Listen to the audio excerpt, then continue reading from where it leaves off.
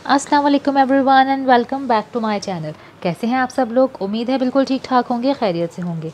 आज मैं आप लोगों के लिए नॉवेल सफ़र बाय मारिया नवाज़ की एपिसोड नंबर 2 यानी लास्ट एपिसोड लेकर आई हूँ। So let's get started. अच्छी थी जब तक क्रैश नहीं की थी मैंने, वो बेजारी से बोली थी।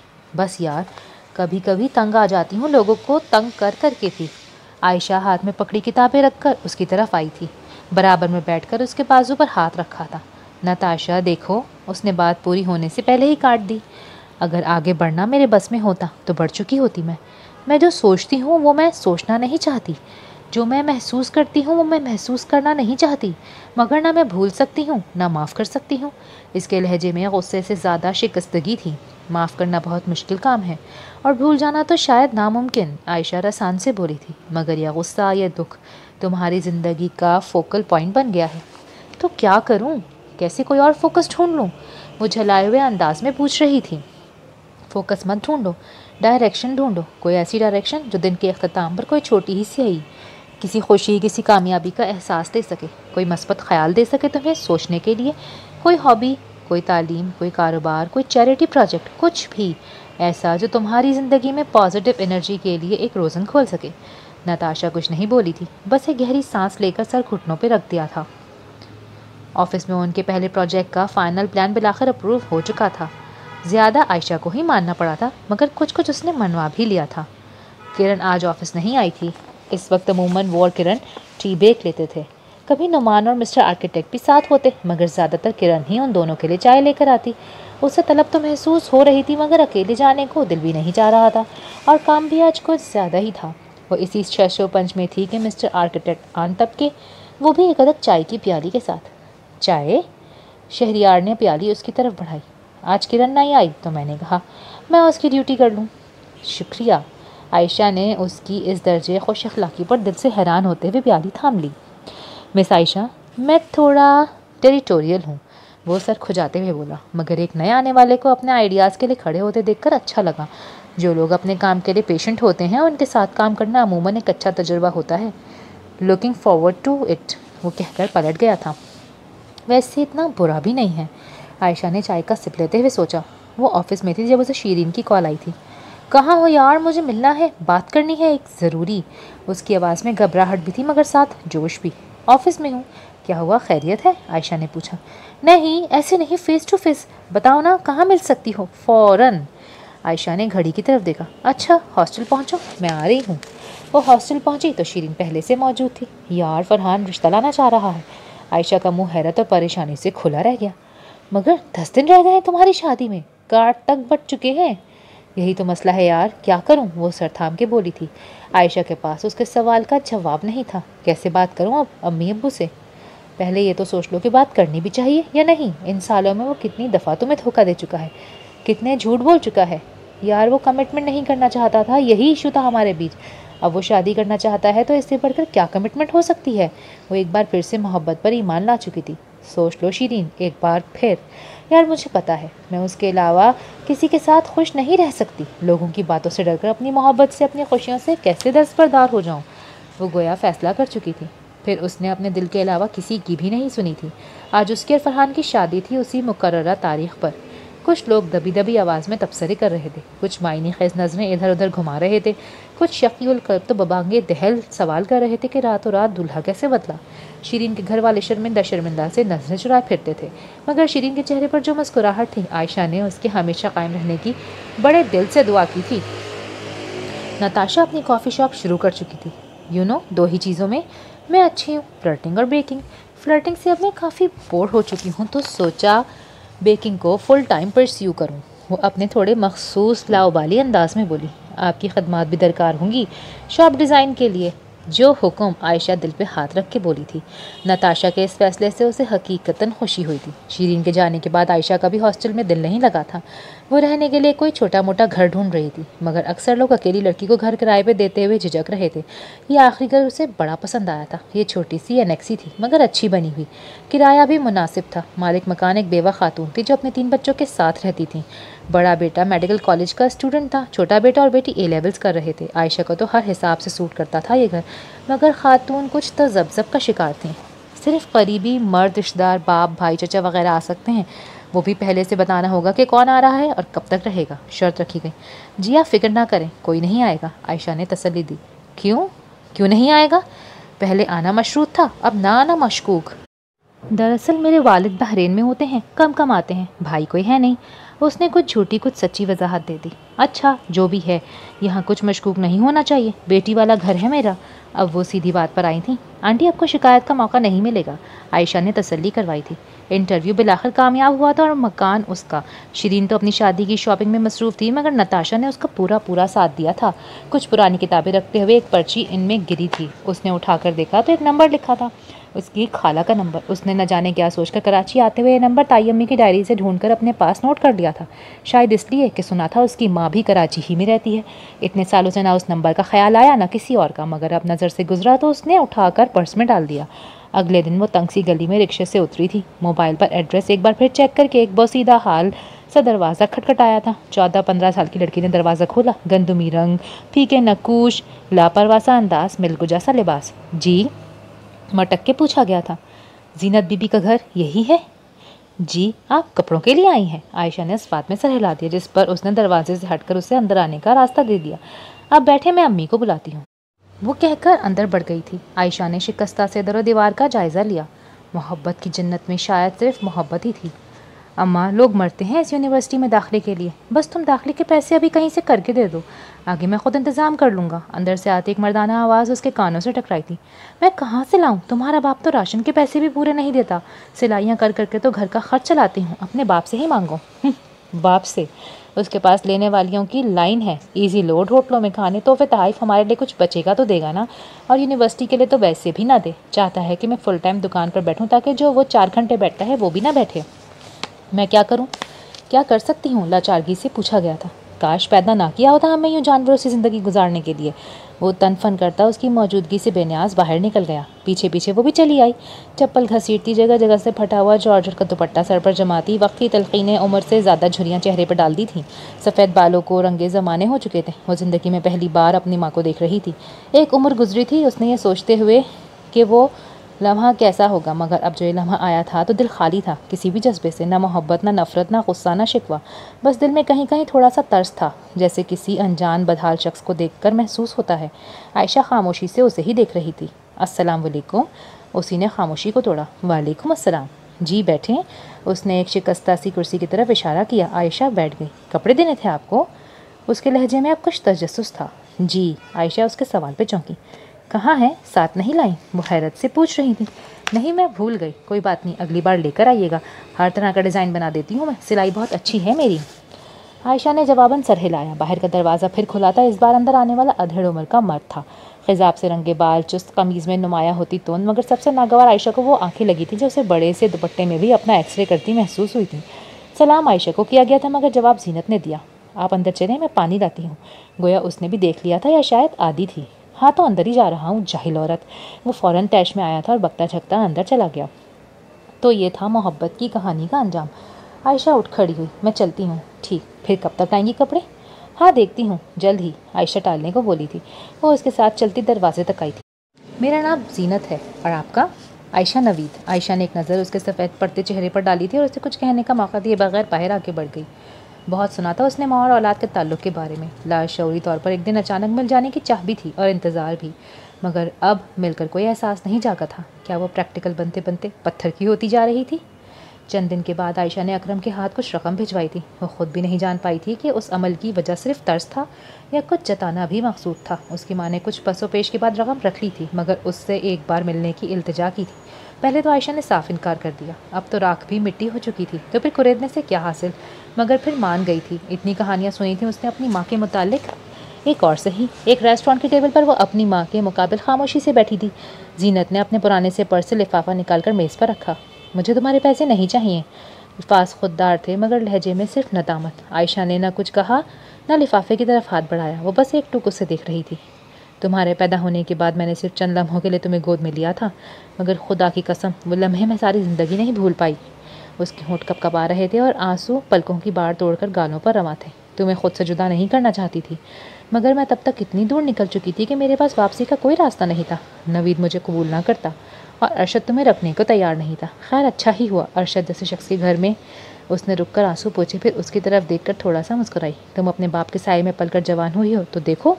वो दोनों हाथ से उसकी जानिब इशारा करते हुए बोली। आयशा ने उसकी सारी बात सपाट चेहरे के साथ सुनी थी, मगर इस आखिरी बात पर एक इस्तेहज़ाइया मुस्कुराहट उसके लबों पर दौड़ गई।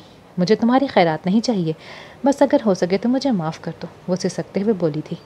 जब मुझे माँ की ज़रूरत थी तो आप मेरी माँ नहीं बन सकी। अब बहुत देर हो चुकी है। अब आप उनके लिए सोचें जिनकी माँ हैं आप। आयशा ने लिफाफा उनकी जानिब खिसकाया और उठकर खड़ी हो गई। अकरम ने आज उसे फ़ोन किया था। बाजी कोई नया काम नहीं है? वो उम्मीद से पूछ रहा था। नताशा की शॉप का डिज़ाइन करते हुए उसने उसे साथ रखा था। इस बार बजट उसके हाथ में था तो पैसे भी उसे अच्छे दिए, मगर वो अब इसकी नौकरी के अलावा तो कोई काम नहीं कर रही थी। इसके जवाब पर वो बहुत मायूस हुआ था। 8 अफराद के कुंबे का तनहा कफील होना आसान तो नहीं था। आयशा कुछ देर सोचती रही, फिर अपना लैपटॉप उठाकर फ्रीलांस डिज़ाइनर के तौर पर अपनी प्रोफाइल बनानी शुरू कर दी। ऑफिस से वापस आकर वो यूं भी फारिग ही रहती थी। अच्छा था कि वक्त का कोई मसरफ़ निकाल लेती। चंद ही दिन में उसे एक छोटा सा प्रोजेक्ट मिल गया था। अकरम को फ़ोन करके बताया।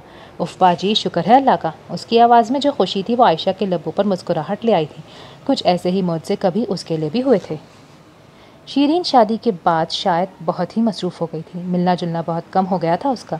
नताशा का बिज़नेस अच्छा भला चल पड़ा था। शुरू में लोग सिर्फ एक नई cool shake coffee shop try करने आते थे, फिर उन्हें बार बार जो चीज़ खींच के लाती थी वो नताशा की बेकिंग थी। वैसे तो वो काफ़ी मसरूफ़ रहती थी, मगर जब से आयशा ने अपनी जगह किराए पर ली थी वो अक्सर आ जाती थी। आज जाने क्यों उसकी तान बार बार अपनी अमेरिका पलट कज़न पर टूट रही थी। उसके ख़ानदान के किसी भी फ़र्द का जिक्र खैर उसके मुँह से आयशा ने कम ही सुना था, मगर इन मौसूफ़ को बहुत अच्छे अल्फाज में याद किया जा रहा था। यू नो वॉट, वो बिल्कुल तुम जैसा है। मेहनती, मुस्तकिल मिजाज, सुलझावा और सेल्फ मेड। अच्छी बात है, दुनिया को ज़रूरत है मेरे जैसे लोगों की। आयशा ने लैपटॉप से नज़र उठाए बगैर कहा।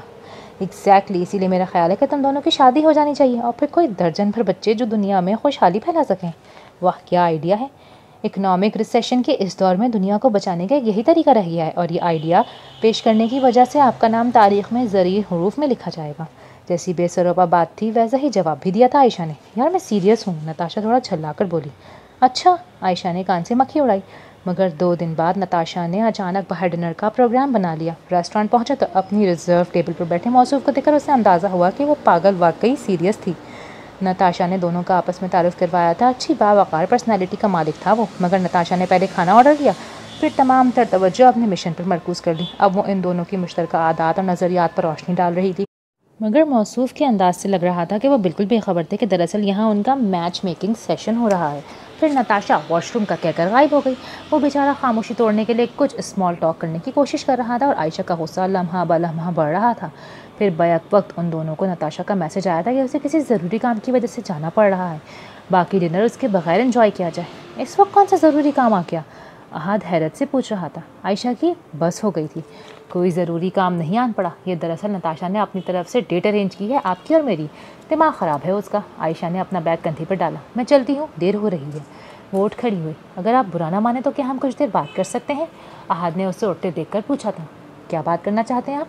आयशा ने हैरत से पूछा। मैं एक्चुअली आपसे नताशा के बारे में बात करना चाहता हूँ। मेरी इतलात के मुताबिक आप उसकी सबसे करीबी दोस्त हैं। अगर आप बैठ जाएँ। वो कुर्सी की तरफ इशारा करके बोला। आयशा बैठ गई। क्या चाहते हैं आप? बात दरअसल ये है कि I am in love with her since for ever I think. वो मुबहम सी मुस्कुराहट के साथ बोला। जब उसका रिश्ता तय हो रहा था तो मामा ने मामू से मेरी बात करने पर कहा भी था, मगर कुछ हमारी हैसियत में उस वक्त फ़र्क था। कुछ मामू मेरे दूसरे ऑप्शन से ज़्यादा मुतासिर थे।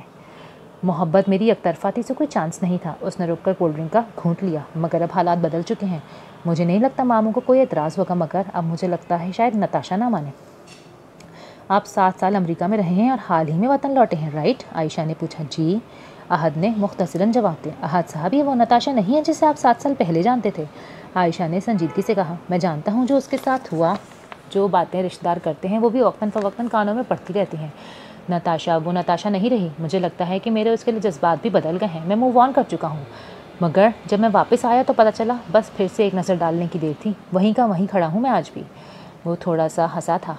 मोहब्बत जितनी भी अफलातूनी हो, ज़िंदगी की और भी हकीकतें होती हैं, तकाज़े होते हैं। मज़ीद आगे बढ़ने से पहले एक बार फिर उस नई नताशा को अच्छी तरह से जान लें, समझ लें। वो अभी तक किसी हद तक उस ट्रॉमा के हिसार में है। वो अब भी बहुत खूबसूरत है, मगर अब उसके दिल तक पहुँचने का रास्ता इतना सीधा नहीं है। आयशा रसान से बोली, पूरी नहीं तो आधी दुनिया तो देख ही चुका हूँ, और इस दुनिया में मुझे एक ही लड़की नज़र आई। अब उसको इसलिए तो नहीं छोड़ सकता कि वो कॉम्प्लिकेटेड है। वो जज्ब से बोला था। वैसे आप फिक्र ना करें, सब्र भी है मुझ में और मुस्तकिल मिजाजी भी। उसकी आखिरी बात पर आयशा बेसाख्ता मुस्कुराई थी। जी, बताया था उसने जब वो मुझे आपके लिए कन्वेंस कर रही थी। आहत भी हंस पड़ा। वैसे आप ऑलरेडी राइट ट्रैक पर हैं। उसका ख्याल है कि आप मेरी तरह हैं और मैं उसकी बेस्ट फ्रेंड हूँ। पोटेंशियल है काफ़ी। आयशा अब मुस्कुराते हुए हल्के फुल्के अंदाज में बात कर रही थी। उसे हाथ अच्छा लगा था। फिर नताशा के बारे में बातें करते हुए उन्होंने खाना खाया। वापसी में आहद ने उसे ड्रॉप करने की ऑफ़र की तो उसे भी रात को टैक्सी में जाने से बेहतर लगा उसके साथ जाना। मगर शाइस्ता आंटी यानी मालिक मकान उसे रात को एक मर्द के साथ आते देखकर काफ़ी शक में मुब्तला हो गई थी। उस वक्त तो उन्होंने उससे कुछ नहीं पूछा, मगर फिर आने वाले दिनों में उसकी रैकी शुरू कर दी गई थी। अक्सर उसके आने के वक्त वो गेट के इर्द गिर्द मंडलाती पाई जाती या छत पर वॉक कर रही होती। ऑफिस के बाद वो अगर किसी काम के लिए दोबारा निकलती तो निगरानी मज़ीद कड़ी हो जाती। एक बार तो उसने उन्हें दीवार के ऊपर से झांकते हुए भी पाया था। आज वो करीबी दुकान से कुछ सौदा सलफ लेकर वापस अंदर दाखिल हुई तो चीख की आवाज़ सुनाई दी। आंटी आज फिर गालिबन दीवार के ऊपर से झांकने के चक्कर में दरख्त के तने से स्लिप हो गई थी। आयशा तेज़ कदमों से उनकी तरफ आई, सहारा देकर उन्हें कमरे तक लाई, मगर घर में इस वक्त और कोई नहीं था। सो उसी ने उनके बताने पर अलमारी से मालिश के लिए ट्यूब निकाल कर मालिश की और ऊपर से गर्म पट्टी बांध दी। उस दिन तुम जिसके साथ आई थी रात को, वो कौन था? बिलाखिर आंटी ने जासूसी में नाकाम होकर बराह रास्त जिरह का फ़ैसला किया। मेरी दोस्त का कज़न था। दरअसल मेरी दोस्त ही ने मुझे वापस छोड़ना था, मगर किसी वजह से वो ना छोड़ सके तो रिक्शा टैक्सी की जगह रात को दोस्त के कज़न के साथ, माफ़ करना हम ज़रा पुराने ख्यालात के लोग हैं। वो उसकी बात काट कर नागवारी से बोली, इसीलिए मैं अकेली लड़की को घर देते हुए घबरा रही थी। कहते हैं कि आवारगी मर्द की फितरत में ज़्यादा होती है, तो फिर ख़तरा ज़्यादा अकेली औरत से क्यों लाक होता है? क्या औरत में सही गलत की तमीज़ नहीं होती, या उसमें अल्लाह का डर मर्दों से कम होता है? आयशा ने मज़ीद अपनी सफाई में कुछ कहने के बजाय उनसे पूछा, फिर उठ खड़ी हुई। चलती हूँ, ख्याल रखिएगा। फिर चंद दिन तक तो वो बेदखली के नोटिस का इंतज़ार ही करती रही। आज मौसम बड़ा सुहाना था। हल्की हल्की बूंदाबांदी हो रही थी। सर्दियों का आगाज़ था। किरण को सुबह से मछली के पकौड़े याद आ रहे थे। वो तीनों उसके मुंह से इतनी बार सुन चुके थे कि अब सबका ही दिल ललचा रहा था। ऑफिस से वापसी पर चारों ही एक जगह पहुंच गए जो मछली के पकौड़ों के लिए मशहूर थी। वहां से वापसी पर सड़क की तरफ आते हुए किरण और हारून थोड़ा आगे निकल गए। वो और शहरियार एक प्रोजेक्ट डिस्कस करते हुए पीछे आ रहे थे। वो जो मेन विंडो है ना, शहरियार ने आयशा की बात पूरी भी नहीं होने दी। उस विंडो के पास तो तुम फटकना भी मत। अच्छा, तो कुछ नहीं कर रही मैं उस स्टेट ऑफ आर्ट विंडो को। बात तो सुन लो। अल्लाह जोड़ी सलामत रखे बाजी, कुछ दे दो अल्लाह के नाम पर। एक फ़कीर ने उनकी बहस में खलल डाला। माफ़ करो भाई, नहीं सह सकता मैं उस और इसके आइडियाज़ को। शहरियार दिल पर हाथ रखकर इतनी बेचारगी से बोला कि आयशा बेसाख्ता हंस पड़ी। मगर फिर न जाने क्या हुआ, आयशा को अक्सर शहरियार की नज़रें अपने अहाता करते महसूस होने लगी। को बज़ाहिर उसका ये अंदाज़ बिल्कुल नॉर्मल था, वही प्रोफेशनल बहस व मुबाहिसा और हल्की फुल्की छेड़छाड़, मगर वो नामहसूस अंदाज में उसका ख्याल रखने लगा था। उसे जॉब करते हुए 1 साल से ज़्यादा का अरसा हो गया था। साथ साथ छोटे छोटे प्रोजेक्ट्स भी करती रहती थी। खर्चा उसका महदूद था। बचपन में किसी अयाशी की आदत उसे डाली नहीं गई। बाद में जब अपना खुद बोझ उठाना पड़ा तो पैसे दांतों तले दबा दबा के खर्च किए। अब पैसे थे मगर खर्च करने की आदत नहीं। बस वक्तन फ़वक्तन कुछ रकम वो अपनी माँ को भिजवा दिया करती। अच्छे भले पैसे जमा हो गए थे उसके पास, तो सोचा गाड़ी ख़रीद ले। ज़रूरत तो थी उसे। इतने पैसों में नई गाड़ी तो नहीं आ सकती थी, मगर शहरियार ने अपने किसी जानने वाले से उसे एक सेकंड हैंड मेहरान अच्छी कंडीशन में दिलवा दी। उसमें जो छोटा मोटा काम था वो भी खुद ही करवा लाया। मैं खुद करवा लेती हूँ, मुझे पता होना चाहिए। आखिर सारी उम्र तुम तो नहीं करवा के दोगे ना। उससे अच्छा नहीं लग रहा था इतना एहसान देना। सारी उम्र भी करवा सकता हूँ अगर तुम चाहो, उसने संजीदगी से कहा। आयशा की समझ में नहीं आया कि उसे इस जुमले के क्या मायने निकालने चाहिए। एक दिन और सब्र कर लें मैडम, कल हैंड ओवर कर दी जाएगी आपको आपकी गाड़ी। अब वो हल्के फुल्के अंदाज में बात कर रहा था। उसके शुक्रिया अदा करने पर शहरियार चंद लम्हे उसे मुस्कुराती आंखों से देखता रहा। फिर बगैर कुछ कहे पलट गया और उसने एक बार फिर खुद से सवाल किया था, क्या वो वाकई इसमें दिलचस्पी ले रहा था या ये उसका वहम था। अगले दिन हस्बे वादा उसकी गाड़ी पहुंचा दी गई। शहरियार के जाते ही आयशा ने बहुत शौक के आलम में उसके गिर्द घूम फिर कर देखा था। कितने साल बसों के धक्के खाए थे उसने। हाँ, मेरी गाड़ी। ये उसकी पहली गाड़ी थी, पहली कीमती मिल्कियत भी। ड्राइविंग की ट्रेनिंग तो वो कुछ अर्से से ले रही थी। अब उसमें बैठते हुए बाँझें खिली हुई थी। Let's do it in style. बैठकर पर्स से सनग्लासेस निकाल कर लगाए, म्यूज़िक लगाया और फिर फिश शू। मगर ये क्या, गाड़ी तो एक हिचकोला लेकर बंद हो गई। ग्लासेस तो क्या, फिर चप्पल भी उतारी। क्लच और एस्केलेटर पर बहुत ग्रिप के लिए म्यूज़िक बंद करके अल्लाह का नाम लिया। हाँ, शुक्र, चल पड़ी। बाँझें फिर खिल उठी थी। हारून और किरण की शादी थी इस वीकेंड पर। वो तकरीब की मुनासबत से कुछ कपड़े वगैरह लेने एक शॉपिंग सेंटर आई थी। इत्तेफाक से शीरीन मिल गई उसे। फ़ोन करो तो उठाती नहीं, मैसेज करो तो रिप्लाई नहीं करती। मिलने का तो खैर सवाल ही किया। आयशा ने उसे देखते ही शिकवों की बौछार कर दी थी। किस दुनिया में शिफ्ट हो गई हो तुम? शादीशुदा ज़िंदगी की दुनिया में। वो एक फीकी सी मुस्कुराहट के साथ बोली। चलो ऊपर फूड कोर्ट में बैठते हैं थोड़ी देर। आयशा के कहने पर वो साथ तो होली, मगर उसकी पशमुर्दगी छुपाई नहीं छुप रही थी। क्या बात है शीरीन? आयशा ने पूछा। कुछ नहीं, बातें तो सब खत्म हो गई हैं। फरहान? आयशा से सवाल नहीं बन पड़ा, मगर वो समझ गई। हाँ, फरहान वैसा ही है जैसा था। एक जख्मी मुस्कुराहट उसके लबों पर आई। शादी के 3 महीने बाद ही मुझे इसके नया अफेयर का पता चल गया। शुरू में तो उसने कुछ छुपाने की कोशिश की, मगर 2-4 दफ़ा के बाद तो ये जहमत भी छोड़ दी। तो तुमने फैमिलीज़ को इन्वॉल्व नहीं किया? आयशा को शौक लगा था उसकी बात सुनकर। हमारी शादी जिन हालात में हुई थी, उसके बाद मैं कैसे अपने माँ बाप को फिर परेशान करने पहुँच जाती? और उनकी मदर उन लोगों में से नहीं है जो अपने बच्चों को गलत समझते हैं, बल्कि शादी को 1.5 साल हो गया है और कोई खुशखबरी ना आने पर उन्हें तो मेरी फ़िटनेस पर शकूक होने लगे हैं। कुछ अरसे और ऐसे गुजरा तो हो सकता है वो उसे इनकरेज ही करना शुरू कर दें। वो इस्तेहज़ाइया अंदाज से हंसी थी। डोंट टेल मी कि तुम इन हालात में बच्चे का सोच रही हो। नॉट एग्जैक्टली, मगर कभी कभी सोचती हूँ शायद बच्चा ही हालात में कोई बेहतरी ले आए। क्या एक मासूम बच्चे को दुनिया में सिर्फ इस उम्मीद पर लाना चाहिए कि शायद वो 2 आक़िल बालिग़ लोगों के मसाइल हल कर सके? आयशा को सख्त मायूसी हुई थी, सिर्फ उसके हालात पर नहीं, उसकी जहनी कैफियत पर भी। ठीक कह रही हो यार, ऐसी ही उम्मीदें मैंने भी तो मोहब्बत से लगाई थी। तुम्हें पता है, मुझे आज भी लगता है कि वो अपने तरीके से मोहब्बत करता है मुझसे, मगर उम्मीद नहीं रही अब मुझे कोई मोहब्बत से। पता नहीं इतनी उम्मीदें मुझ जैसे लोग मोहब्बत से क्यों लगा लेते हैं। ज़िंदगी बदल जाएगी, सोच बदल जाएगी, फितरत बदल जाएगी। मोहब्बत की तो खुद कोई फितरत ही नहीं होती। ना ये पाकबाज होती है, ना बदकार, ना खुदगर्ज, ना आला ज़र्फ़, ना बेवफा, ना बावफा। मोहब्बत करने वाला जैसा होता है, उसकी मोहब्बत वैसी ही होती है। छोटी छोटी बातों पर रो पड़ने वाली शीरीन की आंखें खुश्क थीं और लहजा जज्बात से आ रही। कितने खुशकिस्मत होते हैं वो रोमान परवर लोग जिन्हें ज़िंदगी हकीकत पसंदी का सबक नहीं सिखाती। आयशा उसे देखते हुए सोच रही थी। हारून और किरण की रुखसती के फंक्शन में जब वो पहुंची तो शहरियार और कंपनी के चंद लोग अपने अहल अयाल के साथ एक ही टेबल पर मौजूद थे। वो भी उनके साथ जाकर बैठ गई। शहरियार ने उसके सजे बने रूप को भरपूर नज़रों से देखा था, फिर ज़ेर लब बड़बड़ाया था। आज तो अल्लाह ही रहम करे मुझ पर। आयशा ने बज़ाहिर को तासुर नहीं दिया, मगर पत्थर तो नहीं थी जो कुछ महसूस न कर पाती। वापसी में शहरियार ने उससे लिफ्ट मांग ली। मुझे ड्रॉप कर दोगी? गाड़ी नहीं लाया मैं, एक दोस्त की तरफ जाना है, तुम्हारे रास्ते में ही पड़ता है। हाँ श्योर। सुनो, आयशा ने अभी गाड़ी स्टार्ट भी नहीं की थी कि उसने उसे अपनी जानिब मुतवज्जा किया। जी? शादी करोगी मुझसे? इग्निशन में लगी चाबी पर आयशा का हाथ साकित हो गया था। उसके तमाम तशुबहात के बावजूद ये कुछ गैर मुतवक्के था। वो क्या जवाब देना चाहती थी और उसे क्या जवाब देना चाहिए था, फ़िलहाल समझ ही नहीं आ रहा था। अभी के अभी जवाब देना ज़रूरी नहीं है, वो उसके तासुरात देखकर बोला। तुम्हारी लाइफ में ऑलरेडी कोई है तो नहीं? शहरियार के दिल में खदशे ने सर उठाया था। आयशा ने नफ़ी में सर हिला दिया। हाँ, thank God, take your time. वैसे तो मैं तुम्हारा देखा भाला हूँ, खूबसूरत हूँ, इनकार बनता तो नहीं है, वो शरारत से कहता गाड़ी से उतर गया। हाँ, एक और बात तो मैं बताना ही भूल गया, I am in love with you, उसने कहकर गाड़ी का दरवाज़ा खोल दिया और बंद कर दिया और करीब ही पार्क की हुई अपनी गाड़ी की तरफ बढ़ गया। आयशा को अपने हवास बहाल करके गाड़ी स्टार्ट करने में कुछ वक्त लगा था।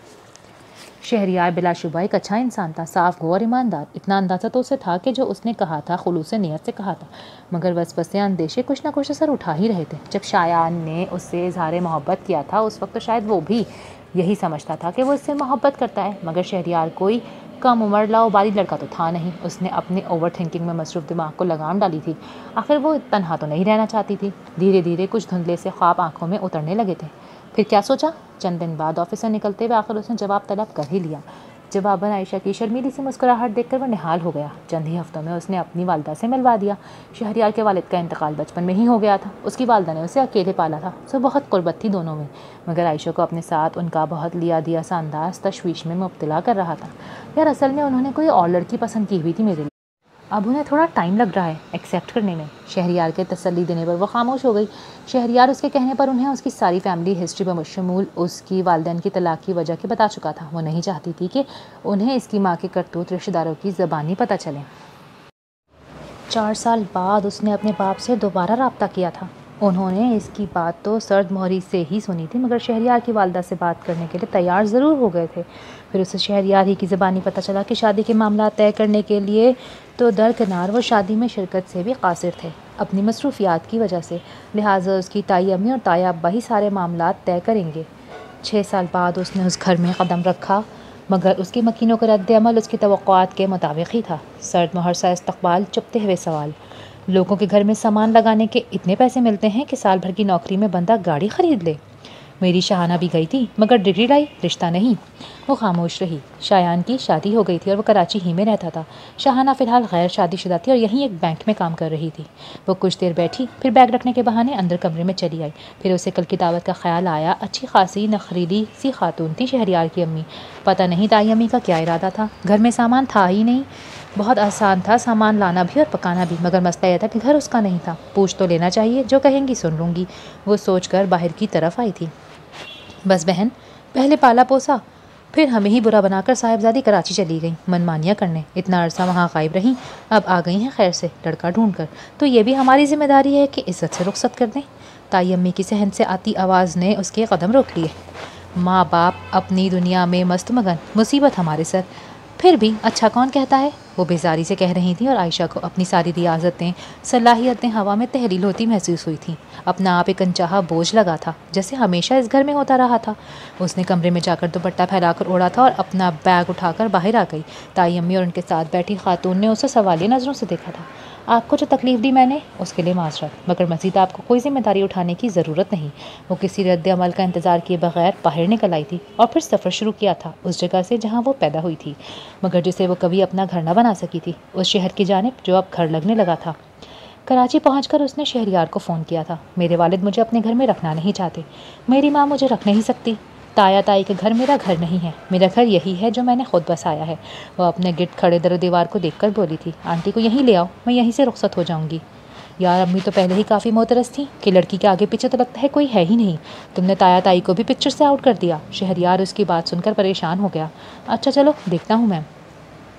आयशा के दिल में अचानक ख्याल आया था, अगर सरपरस्त की मौजूदगी ज़रूरी थी तो फिर बाप ही क्यों, माँ क्यों नहीं। तन्हा तो उन दोनों ने ही छोड़ा था ना उसे।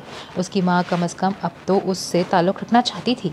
फिर आयशा अपनी माँ को ले आई थी, मगर जब उसने बताया कि वो उसे लड़के की माँ से मिलवाना चाहती है तो वो बौखला गई। नहीं नहीं, ये गलती होगी। मैं तुम्हारे लिए कोई अच्छा हवाला नहीं हूँ। तुम अपने बाप से बात करो, मिन्नत समाजत कर लो थोड़ी, बाप से मान ही जाएगा। मेरा माजी, मेरा हाल कुछ भी तो इस काबिल नहीं। वो उसे समझाने की कोशिश कर रही थी। जो ताल्लुक़ रखना चाहता है उसे छटक दूँ, जो नहीं रखना चाहता उसे ताल्लुक़ की भीख मांगूँ। आयशा ने ठंडी सांस भरी थी। अब जो है वो है, जो नहीं ना सही। यही मेरा असल है, कोई कबूल कर सकता है तो ठीक, नहीं तो ना सही। आयशा का मंतकी अंदाज देखकर जीनत खामोश हो गई थी। फिर दोनों माँ बेटी ने मिलकर खाना पकाया। माँ पहली बार बेटी को अपने गुर बता रही थी और बेटी सुन रही थी। जीनत की बनाई हर चीज़ आयशा को अच्छी लगी थी और वह तारीफ़ पर निहाल हुई जा रही थी। जीनत ने बिरयानी का दम खोलकर थोड़ी सी निकाल ली थी।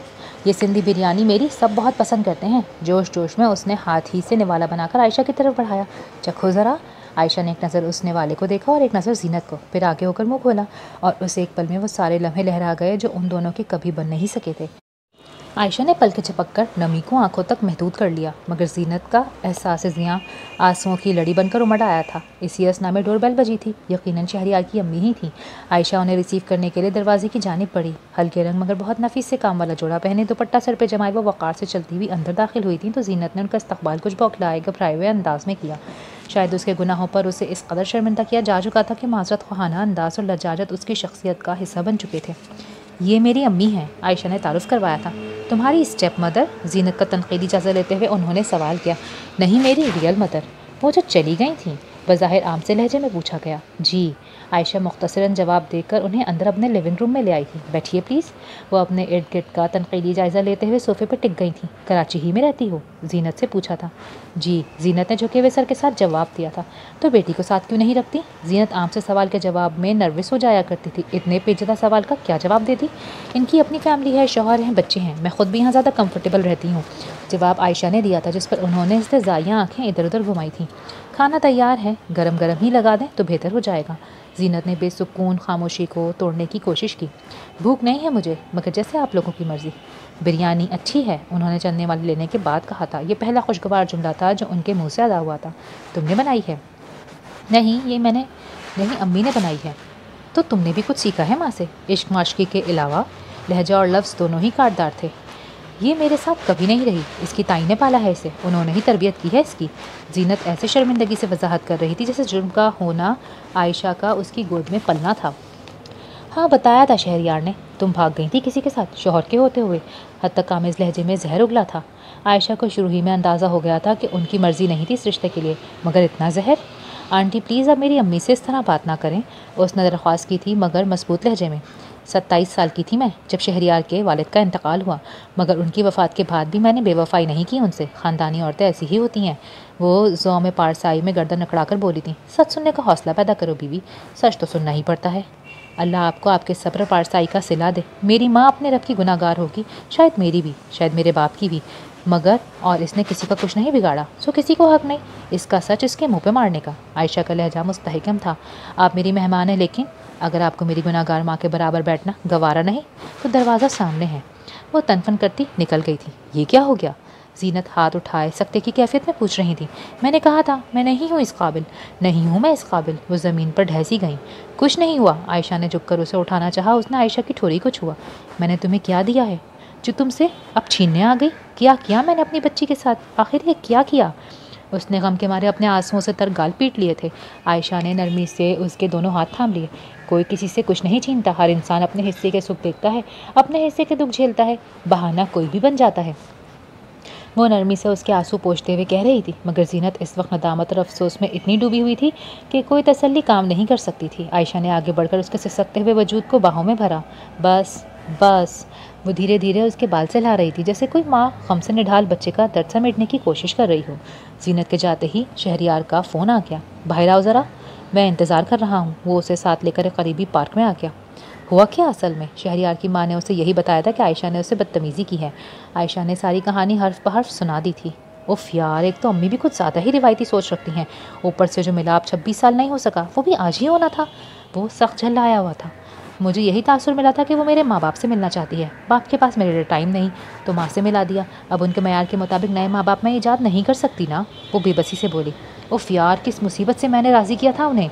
वो इस तरह अब में उंगलियाँ मरोड़ रहा था। अच्छा ऐसा है, मैं अम्मी को मनाने की कोशिश करता हूँ। कुछ ज़्यादा उम्मीद तो नहीं है मुझे, अगर नहीं मानती तो हम ऐसे ही शादी कर लेते हैं। आयशा ने हैरत से उसे देखा। शुरू में मुश्किल होगा, जो भी कहेंगी बर्दाश्त करना पड़ेगा। वक्त के साथ मुझे उम्मीद है कबूल कर लेंगी। तुम्हें जान जाएंगी तो होपफुली अच्छा रिलेशन बन जाएगा तुमसे। वो उम्मीद अफजा लहजे में बोल रहा था, मगर आयशा की आंखों के सामने वो शब रोज़ घूम गए जो उसने दिलों को जीतने में सर्व किए थे। बहुत मुश्किल है शहरियार, शायद वो कभी ना मान सकें। वो दोबारा उस वक्त में नहीं जा सकती थी।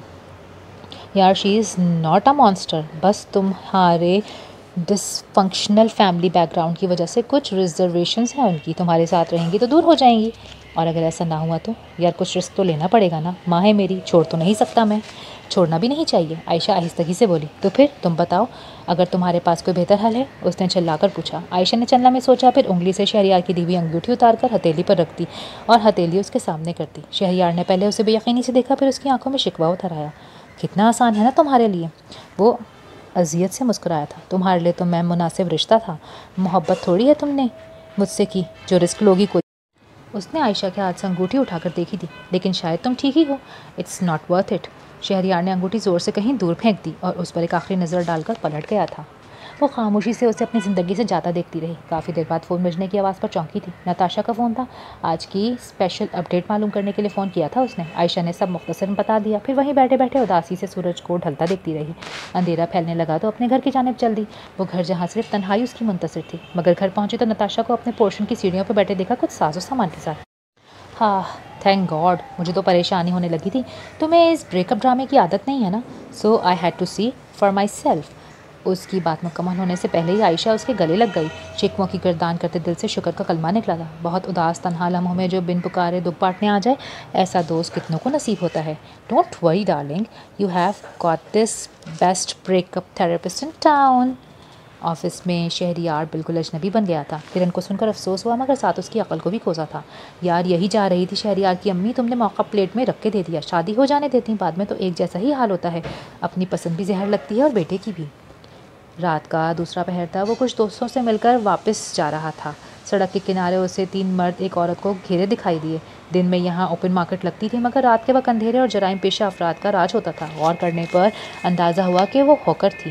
वो आगे बढ़ गया, मगर बैकव्यू मिरर में उसे देखा कि वो लोग उसे मार रहे थे। उसने पुलिस को कॉल की थी, मगर फिर वो लोग उसे घसीट कर एक गाड़ी की तरफ ले जाने लगे थे। वो जानता था वो उनका मुकाबला नहीं कर सकता, फिर भी गाड़ी से उतर आया। Hey you guys, have some stiff.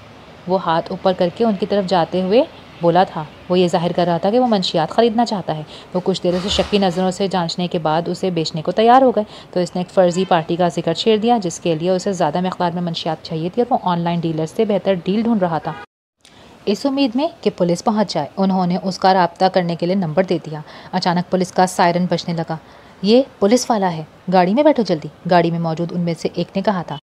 मगर उससे बात करने वाले शख्स को शक हुआ कि उसके मकासद दरअसल कुछ और थे, तो उसने उसे सबक सिखाना ज़रूरी समझा। उसने बिजली के तेज़ी से चाकू निकालकर शाहजैन की पसलियों तले घोंप दिया। शाहजैन दर्द की शिद्दत से दोहरा होकर ज़मीन पर बैठ गया। उसने उनकी गाड़ी के जाने की आवाज़ सुनी, फिर पुलिस की गाड़ी का सायरन सुनाई दिया। उसके बाद हर तरफ अंधेरा छा गया। उसकी आंख दोबारा खुली तो सामने हॉस्पिटल के दर दीवार थे। एक डॉक्टर ने उससे कुछ सवालात किए। उसने थक कर जल्दी आंखें मूंद लीं। अगली बार आंख खोली तो अहमर सामने था। पहले तो उसने कुछ हालचाल पूछा, फिर उसकी ऐसी हालत के बावजूद फट पड़ा। तुम समझते क्या हो खुद को, सुपर हीरो हो? अंदाज़ा था तुम्हें कि किस किस्म के लोगों से पंगा ले रहे हो, वो भी एक हॉकर के लिए।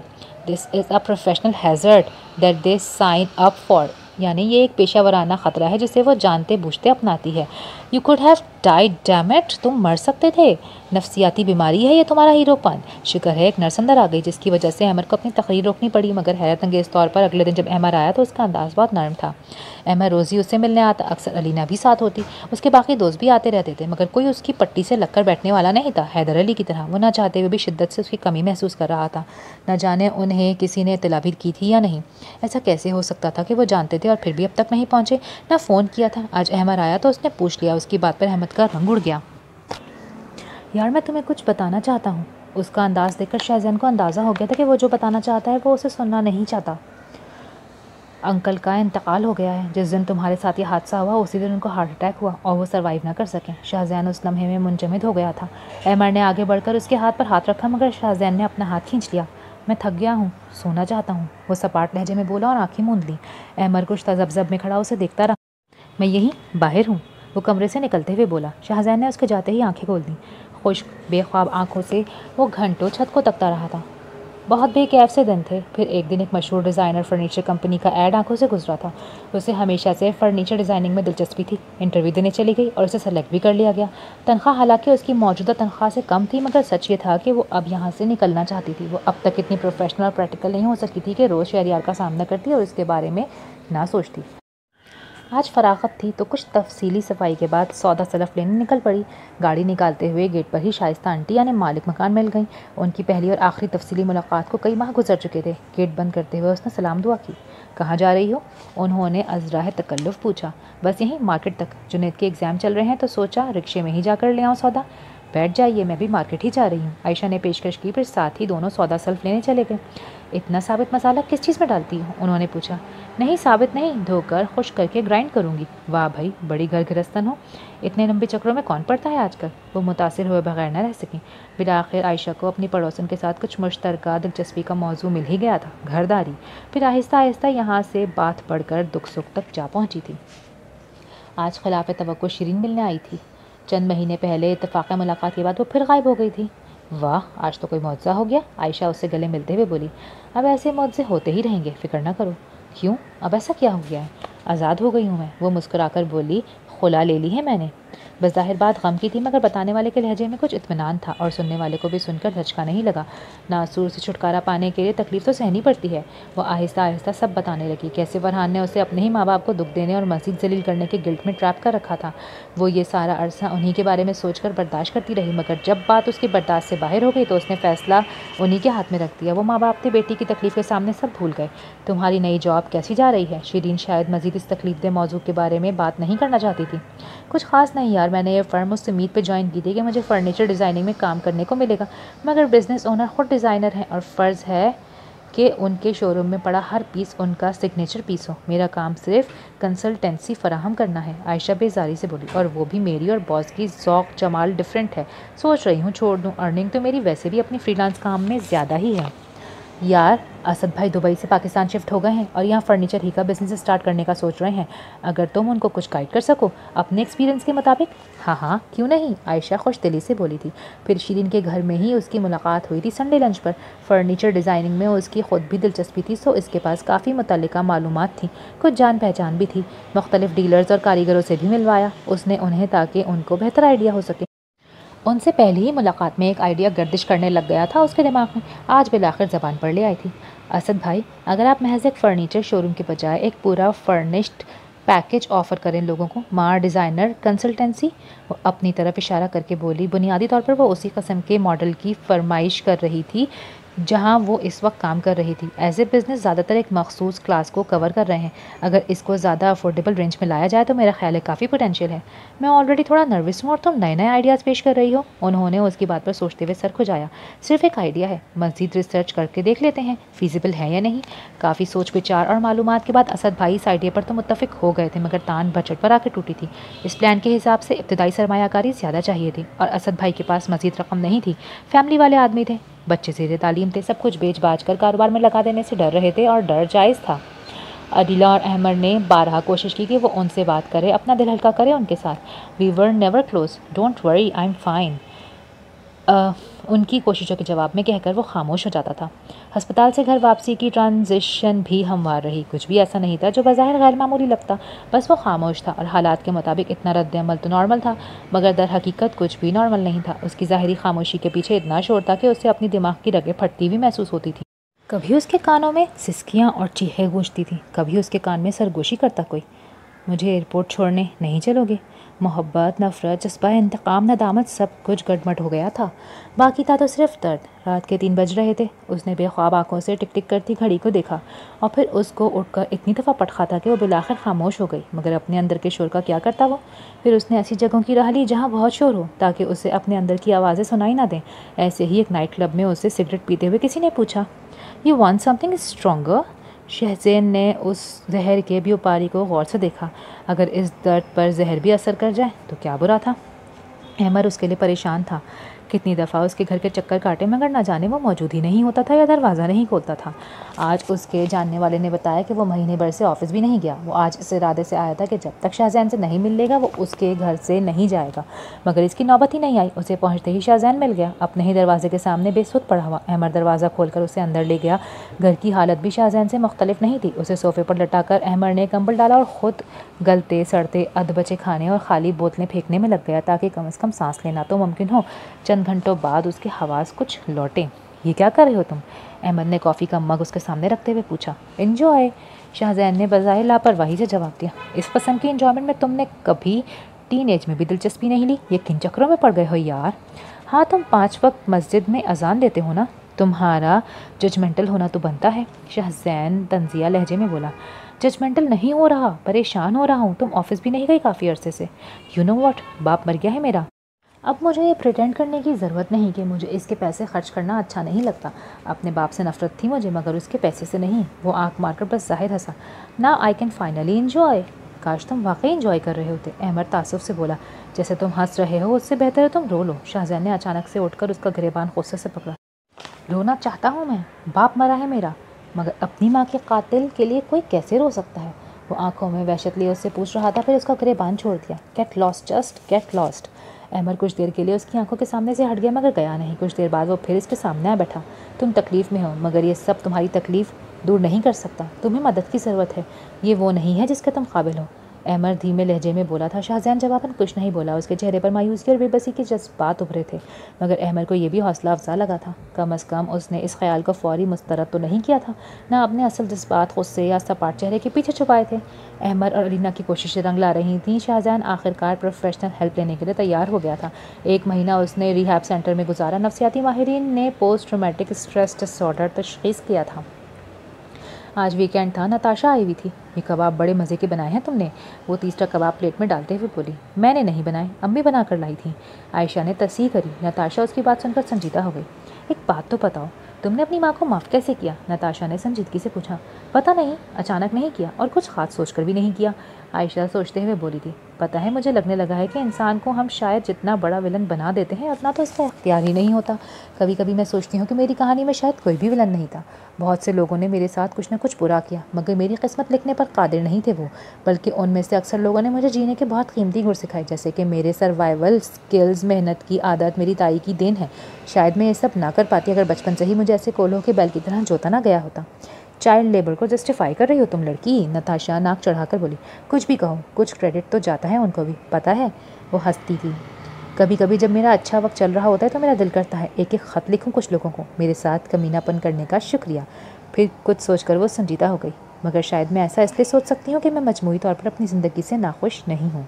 हाँ, शायद लोगों को माफ़ करना आसान होता है when you are at a good place in life. Natasha ने इत्तफाक किया। तो आजकल आप कहाँ हैं ज़िंदगी में? आयशा ने शरारत से पूछा। नताशा कुछ कुछ बदल रही थी और वजह यकीनन आहत था। May be moving towards a good place. वो कंधे उचकाते हुए जुमाई ने मुस्कुराहट के साथ बोली। आयशा के लबों पर भी मुस्कुराहट दौड़ गई। फिर उसका फ़ोन बजा। उठाकर देखा तो बैंक से मासरत का मैसेज था।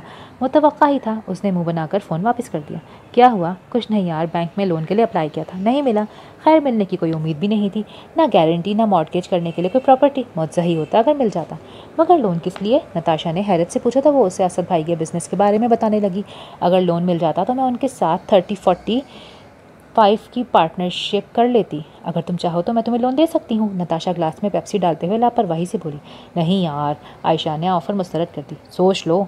नहीं, और वैसे तुम इतने पैसे लाओगी कहाँ से? अपने अब्बा से मांगोगी? हाँ, वो तो मुझे ना दें, बाप से पहले बिजनेसमैन है वो। हक महर में कुछ प्रॉपर्टी मिली थी मुझे, अपना बिजनेस स्टार्ट करने के लिए कुछ बेची थी मैंने, वही बकाया पैसे पड़े हैं मेरे अकाउंट में। एनीवे, तुम सोच लो। मेरे वालिद हमारे साथ मुसलसल नहीं रहते थे, उनकी जागीर थी, सियासी हल्का था, दूसरी बीवी थी, सो वो आते जाते रहते थे। मुझे उनके आने का इंतज़ार रहता था, मगर जाने का उससे ज़्यादा। जब वो ज़्यादा दिन हमारे पास गुजार लेते तो मैं दुआएं करने लगता था कि वो कभी दोबारा ना आए। वो जब भी आते थे मेरे लिए बहुत कुछ लेकर आते थे। मैं उनका शहज़ादा था। वो बार बार मुझसे पूछते थे मुझे क्या चाहिए, मगर मैं इनसे कभी ये ना कह सका कि मैं सिर्फ ये चाहता हूँ कि आप मेरी मामा को ना मारें, मेरी मामा को ना मारें। वो खोए खोए लहजे में बोला था। और फिर थेरेपिस्ट के काउच पर बैठा वो 6 फीट का मर्द रो पड़ा था, किसी छोटे से बेबस बच्चे की तरह। नताशा ऐसे घर में पैदा हुई थी जहाँ पैसे की रेल पेल थी, इसीलिए उसे इसकी कदर व मंजिलत का अंदाज़ा नहीं था। ऐसे में उससे इतनी बड़ी रकम लेना आयशा को मफाद परस्ती लग रहा था। मगर दूसरी तरफ अगर वो ये रकम लेती तो वापस करने की नीयत से लेती। लेकिन अगर कारोबार ना चल पाया, अजीब मखमसे में थी। काफ़ी सोच विचार के बाद उसने एक छोटे से कर्जे के लिए अप्लाई किया था, जो खुशकिस्मती से मिल गया। गाड़ी भी बेच दी और फिर जो रकम कम पड़ रही थी उसके लिए नताशा से बात की। असद भाई ने इसकी पार्टनरशिप की ऑफ़र बखुशी कबूल कर ली थी। इतना अंदाज़ा तो उन्हें हो चुका था कि उसका तजर्बा और लगन दोनों ही कारोबार के लिए कारआमद साबित हो सकते थे। महदूद वसाइल की वजह से छोटे पैमाने मगर बड़े जज्बे के साथ काम शुरू किया था। अकरम अब उसका फुल टाइम असिस्टेंट था। तरक्की का सफ़र सबर आजमा था और कदरे सुस्त रू भी, मगर फिर तरक्की तो जीना जीना चढ़कर ही की जाती है ना। आज उसकी थेरेपिस्ट उससे उन तवक्कुआत और वाक़यात के बारे में पूछ रही थी जिनमें वो ज़ख्मी हुआ था। उसने मुख्तसरन तफसील बताई थी। क्या आपको बहुत गुस्सा आता है और आप काबू नहीं रख पाते? मैं नहीं समझता कि मैं कोई ज़्यादा शॉर्ट टेम्पर्ड हूँ। फिर ऐसी सूरत हाल कैसे पैदा हो जाती है कि आप अपनी सेफ्टी को भूल जाते हैं? मेरे दोस्त कहते हैं मुझे हीरो बनने का शौक़ है। वो हल्की सी मुस्कुराहट के साथ बोला। क्या वाकई? थेरेपिस्ट भी मुस्कुराई थी, मगर वह अब संजीदा था। कुछ देर सोचने के बाद गोया हुआ। मैं 15 साल का था जब मैंने अपने बाप के सामने आवाज़ ऊँची की थी। मैं खेल कूद कर अंदर दाखिल हुआ था। मेरा बाप शायद नशे में था और मेरी माँ को पीट रहा था। वो दोनों सीढ़ियों पर खड़े थे। मैं पहली बार ज़ोर से चीखा था, बस।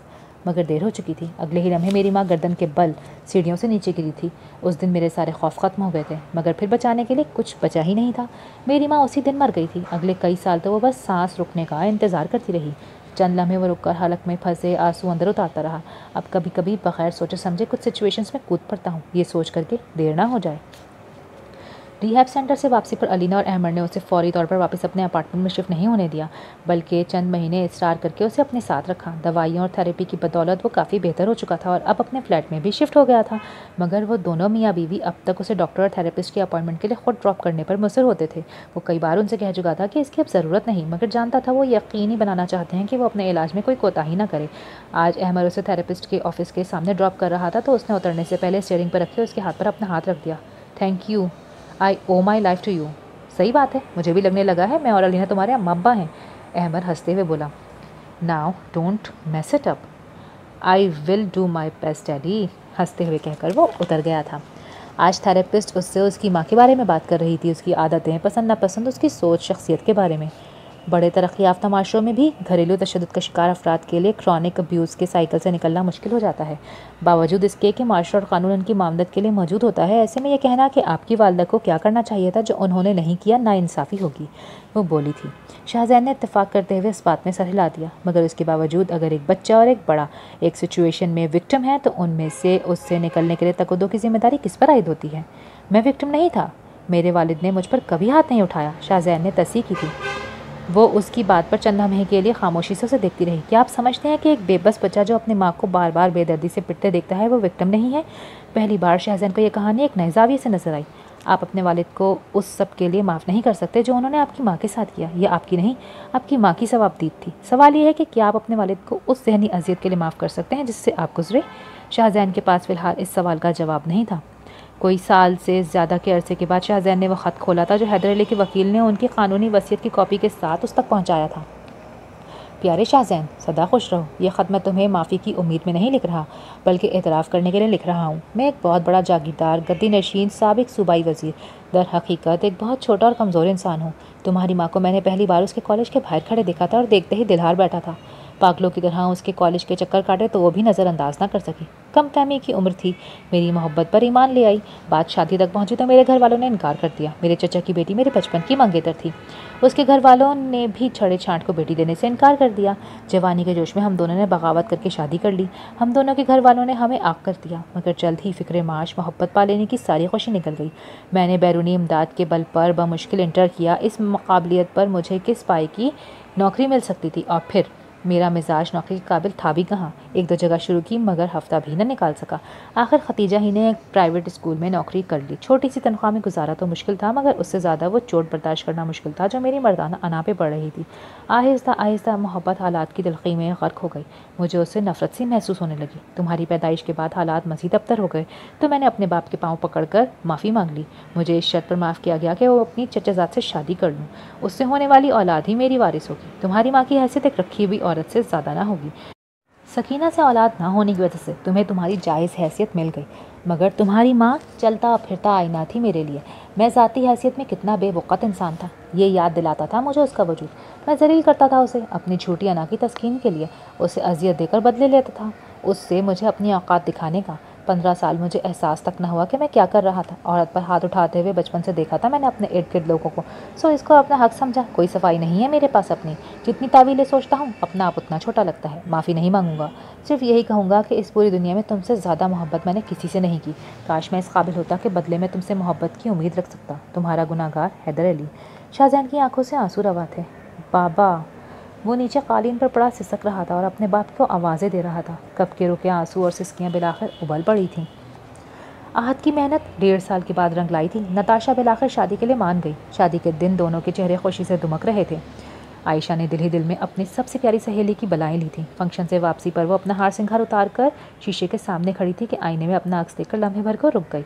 कान से झुमका उतारा, माथे पर रखकर दुपट्टा सर पे किया। क्या ऐसा कोई लम्हा उसके नसीब में भी था? चंद लम्हे अपने अक्स को देखने के बाद वो आईने के सामने से हट गई।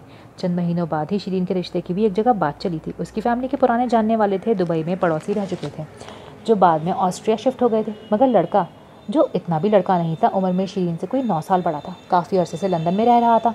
शिरीन के मंझले भाई भी लंदन में काफ़ी अरसे से थे और उससे अच्छी वाकफियत रखते थे। शिरीन खुश नहीं थी तो नाखुश भी नहीं थी। चट मंगनी पट दिया हुआ और कागजी कार्रवाई होते ही शिरीन लंदन से धार गई। कारोबार उसके रसद भाई की उम्मीदों से बेहतर जा रहा था, मगर मार्केट में साख बनाना जितना मुश्किल था उससे कायम रखना उससे ज़्यादा। सो ज़िंदगी बहुत मसरूफ़ हो गई थी। वो पाकिस्तान आया था, अपने बाप की कब्र पर फातिया पड़ी थी, फूल चढ़ाए थे, करीबी मस्जिद में कुरान ख्वानी करवाई थी, खैरात तकसीम की।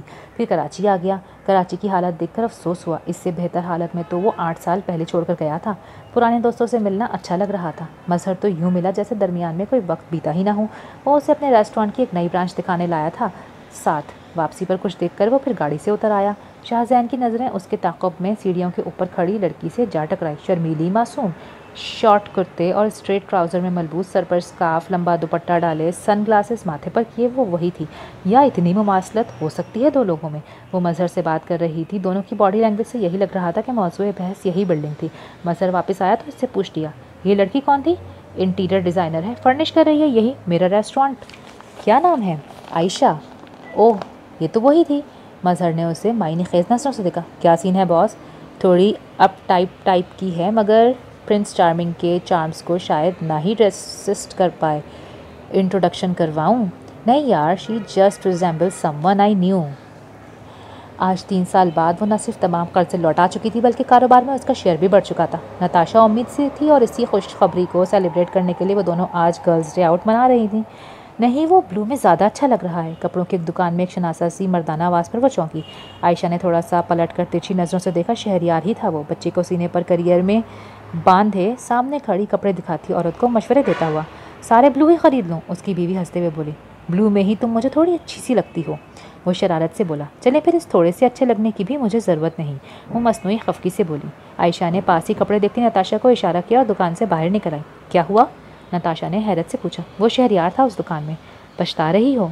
खाना ऑर्डर करने के बाद नताशा ने पूछा।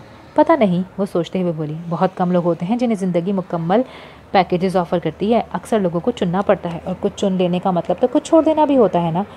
फैसला सही भी हो तो भी ज़िंदगी में ऐसे लम्हे आते हैं जब हमें पीछे रह जाने वाली चीज़ों का मलाल सताता है। अल्लाह पूछे उस बुढ़ी से। नताशा ने अपने ड्रिंक में स्ट्रॉ घुमाते हुए शहरयार की माँ को कोसा। हाँ, बुरी बात। आयशा को इसके यूं जलकर कहने पर हंसी आई थी। बहुत शॉर्ट सा रिलेशन था हमारा। मैं शहरयार को पसंद ज़रूर करती थी, मगर बात अभी मोहब्बत की हदूद में दाखिल नहीं हुई थी। आज अगर मैं भी अकेली ना होती तो शायद उसे किसी और के साथ देखकर कभी मुझे दुख ना होता। आयशा ईमानदारी से अपने जज्बात का तज्जिया करते हुए बोली। यार, एक तुम अपटाइट भी तो इतनी बनी रहती हो। बंदा थोड़ा अप्रोचेबल हो तो कोई बात करने की हिम्मत भी करे, नताशा बोली। अब ऐसी भी बात नहीं है, किसी को मिलने, किसी को जानने की हद तक मैं ओपन हूँ। कहीं सच्चाई नज़र आई तो ज़रूर मौका दूंगी, मगर प्रिंस चार्मिंग के चक्कर में मेंढकों के साथ हिट एंड ट्रायल नहीं खेल सकती। वैसे मेंढकों से याद आया, मेरी रिश्ते वाली आंटी के पास भी प्रोफाइल बन चुकी है, आयशा हंसते हुए बोली। सीरियसली? हाँ ना, अम्मी और शाइस्ता आंटी की मुलाकातों का यही नतीजा निकलना था। फिर क्या स्टेटस है? अभी तक तो शहजादियों के उम्मीदवार मेंढक ही निकल रहे हैं, आयशा हंसते हुए बोली। मगर फिर एक गैर मेंढक का रिश्ता भी आ ही गया। उस दिन शाइस्ता आंटी ने उसे अचानक अपनी तरफ बुलवा लिया। वो गई तो उनके कोई रिश्तेदार आए हुए थे। एक शाइस्ता सी खातून थी, साथ एक हजरत भी थे 40 के करीब। डिसेंट सी पर्सनैलिटी की मालिक खातून उससे बात करती रही उसके काम वगैरह के हवाले से, मगर आयशा को उनके आने का मकसद अगले दिन पता चला, जब शाइस्ता आंटी ने खुशी खुशी उसके पास आके कहा, कैसी लगे तुम्हें मेरी कज़न? अच्छी थी। आयशा को उनके सवाल पर कुछ हैरत सी हुई। और उसका भाई? मतलब आयशा कुछ कुछ तो समझ गई। उसकी बीवी की पिछले साल डेथ हुई है। एक बेटी है 5 साल की, जर्मनी में सेटल्ड है, एक बैंक में जॉब करता है। अच्छा सुलझा हुआ इंसान है। लड़की देख रहे थे, मैंने तुम्हारा बताया, पसंद आ गई कल तुम्हें। वो खुशी खुशी बता रही थी, मगर फिर रुककर उन्होंने उसका संजीदा चेहरा गौर से देखा। देखो आयशा, ठीक है कि वो तुमसे कोई 10 साल बड़ा होगा, एक बेटी का बाप भी है, मगर हकीकत पसंदी से सोचो तो ये जोड़ पूरा नहीं है। अब तक जितने भी रिश्ते बताए उस रिश्ते वाली ने, उनमें से तो कोई घर बुलाने के लायक भी नहीं था। और फिर अनजान लोग पता नहीं क्या झूठ सच बोलते हैं। इनका तो मैं सब कच्चा चिट्ठा जानती हूँ। इसकी बीवी भी मेरी कज़न थी, खुश रखा हुआ था इसने उसे। वो उसे रसान से समझा रही थी। आयशा को इनके खुलूस पर रत्ती बराबर शुबा नहीं था, मगर उसने सोचने के लिए वक्त मांग लिया। अम्मी को भी शाइस्ता आंटी ने खबर कर दी तो वो खुशी खुशी दौड़ी चली आई। चुन चुनकर इस रिश्ते की खूबियाँ बताई थी उसे, मगर काफ़ी सोच विचार के बाद उसका जवाब इनकार में था। अम्मी बुझी बुझी सी लौटी। शाइस्ता आंटी तो कुछ दिन बाकायदा खफा रहीं। आज वो उनको बड़ा इसरार करके सेल का लालच दिलाकर शॉपिंग पर ले आई थी, मगर कपड़ा देखते हुए उन्होंने फिर से वही मौजू छेड़ दिया। गलती कर रही हो तुम।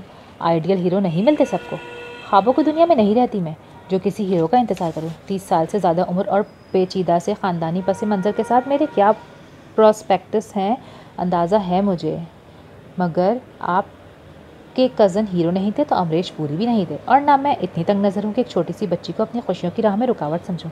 तो फिर क्या मसला है तुम्हें? शाइस्ता आंटी ने कुछ झल्लाकर पूछा। मसला यह है कि मैं 30 साल तक बैठकर अच्छे रिश्ते का इंतज़ार नहीं कर रही थी। मैं आज जहाँ हूँ वहाँ मैं बहुत मेहनत से पहुँची हूँ। ये सब छोड़कर सिर्फ एक अजनबी की खातिर मैं एक दूसरी दुनिया में जाकर नहीं बस सकती। मगर ये नॉर्मल ज़िंदगी तो नहीं है ना। नॉर्मल ज़िंदगी क्या होती है आंटी? उसने पूछा। कितने लोग हैं जो सिर्फ नॉर्मल ज़िंदगी का भरम कायम करने के लिए कितनी अब नॉर्मल ज़िंदगियाँ जी रहे हैं, और कितने लोगों की अच्छी वाली ज़िंदगियों को सिर्फ नॉर्मल को पा लेने के जुनून ने अब नॉर्मल बना रखा है। एक तो यह आजकल की लड़कियों के फ़लसफ़े। शाइस्ता आंटी सर झटक कर कपड़ों की तरफ मुतवज्जा हो गई। शीरीन से जब भी बात होती वो उसे लंदन आने का कहती। हाँ, बराबर वाली गली में तो है, तुम चाय रखो मैं पहुँचती हूँ। आयशा उसकी दावत पर हंसते हुए कहती। यार, कायद-ए-आज़म का कॉल 20 करोड़ अवाम में एक तुमने ही पल्लू से बांधा है। काम काम और सिर्फ काम। तुम एल्वन ईगल, न फिक्र नफाका, घूमो फिरो दुनिया देखो। शीरीन हमेशा उसे मशवरा देती थी, मगर फिर एक दिन लंदन में इंटीरियर डिज़ाइनिंग पर एक कॉन्फ्रेंस का इश्तिहार देखकर उसका भी इरादा बन ही गया। शीरीन ने सुना तो खुशी से चीख पड़ी। पुराने दोस्तों की जो कदर परदेस में आती है कहीं नहीं आती। वाह, तुम आओ, हम भी छुट्टियां उसी हिसाब से प्लान कर लेंगे। बहुत सारी जगह हैं जो अभी तक मैंने नहीं देखी। वो आगे के प्लान बनाने में लग गई थी, मगर फिर एक लंबी सब्र आजमा फ्लाइट और एयरपोर्ट के पेचीदा मराहल से गुजरने के बाद उसे हीथ्रो एयरपोर्ट पर शीरीन ने नहीं बल्कि उसकी एक दोस्त ने रिसीव करके शीरीन के खाली घर पर ड्रॉप कर दिया। हुआ कुछ यूँ था कि उसी सुबह शीरीन की सास ससुर दोनों एक एक्सीडेंट में ज़ख्मी हो गए थे। सो वो दोनों मियाँ बीवी उसके आने से पहले ही ऑस्ट्रिया रवाना हो चुके थे। अब वो थी और इंग्लैंड था। वो कभी सिंध के चंद शहरों से बाहर नहीं गई थी। अब इंग्लैंड तो नई दुनिया लग रहा था, मगर बहुत खूबसूरत दुनिया। इंसान के कमालात तो अपनी जगह, मगर कुदरत ने भी फयाजी से हुस्न बख्शा था। पहले 5 दिन तो कॉन्फ्रेंस की नज़र हो गए। उसके ख़त्म होने के बाद उसने हस्बे आदत प्लानिंग की, कहाँ घूमना है और कैसे।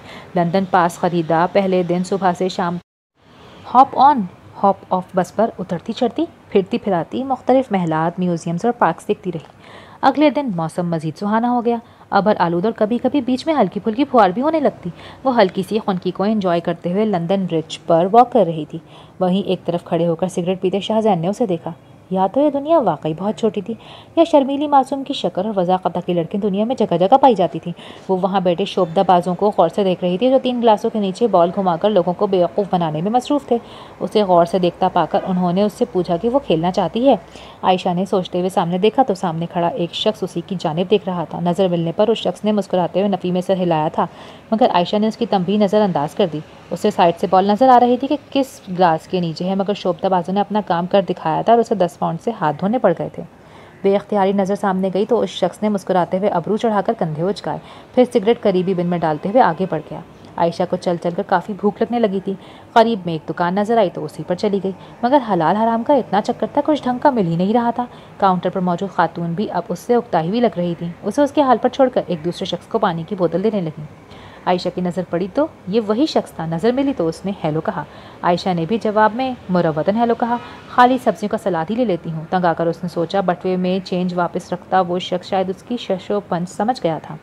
अगर आप हलाल ढूंढ रही हैं तो यहाँ करीब एक टर्किश रेस्टोरेंट है। अंधा क्या चाहे 2 आँखें, मगर खाली पेट ज़्यादा चलने की हिम्मत भी नहीं रखता था। कितना दूर है?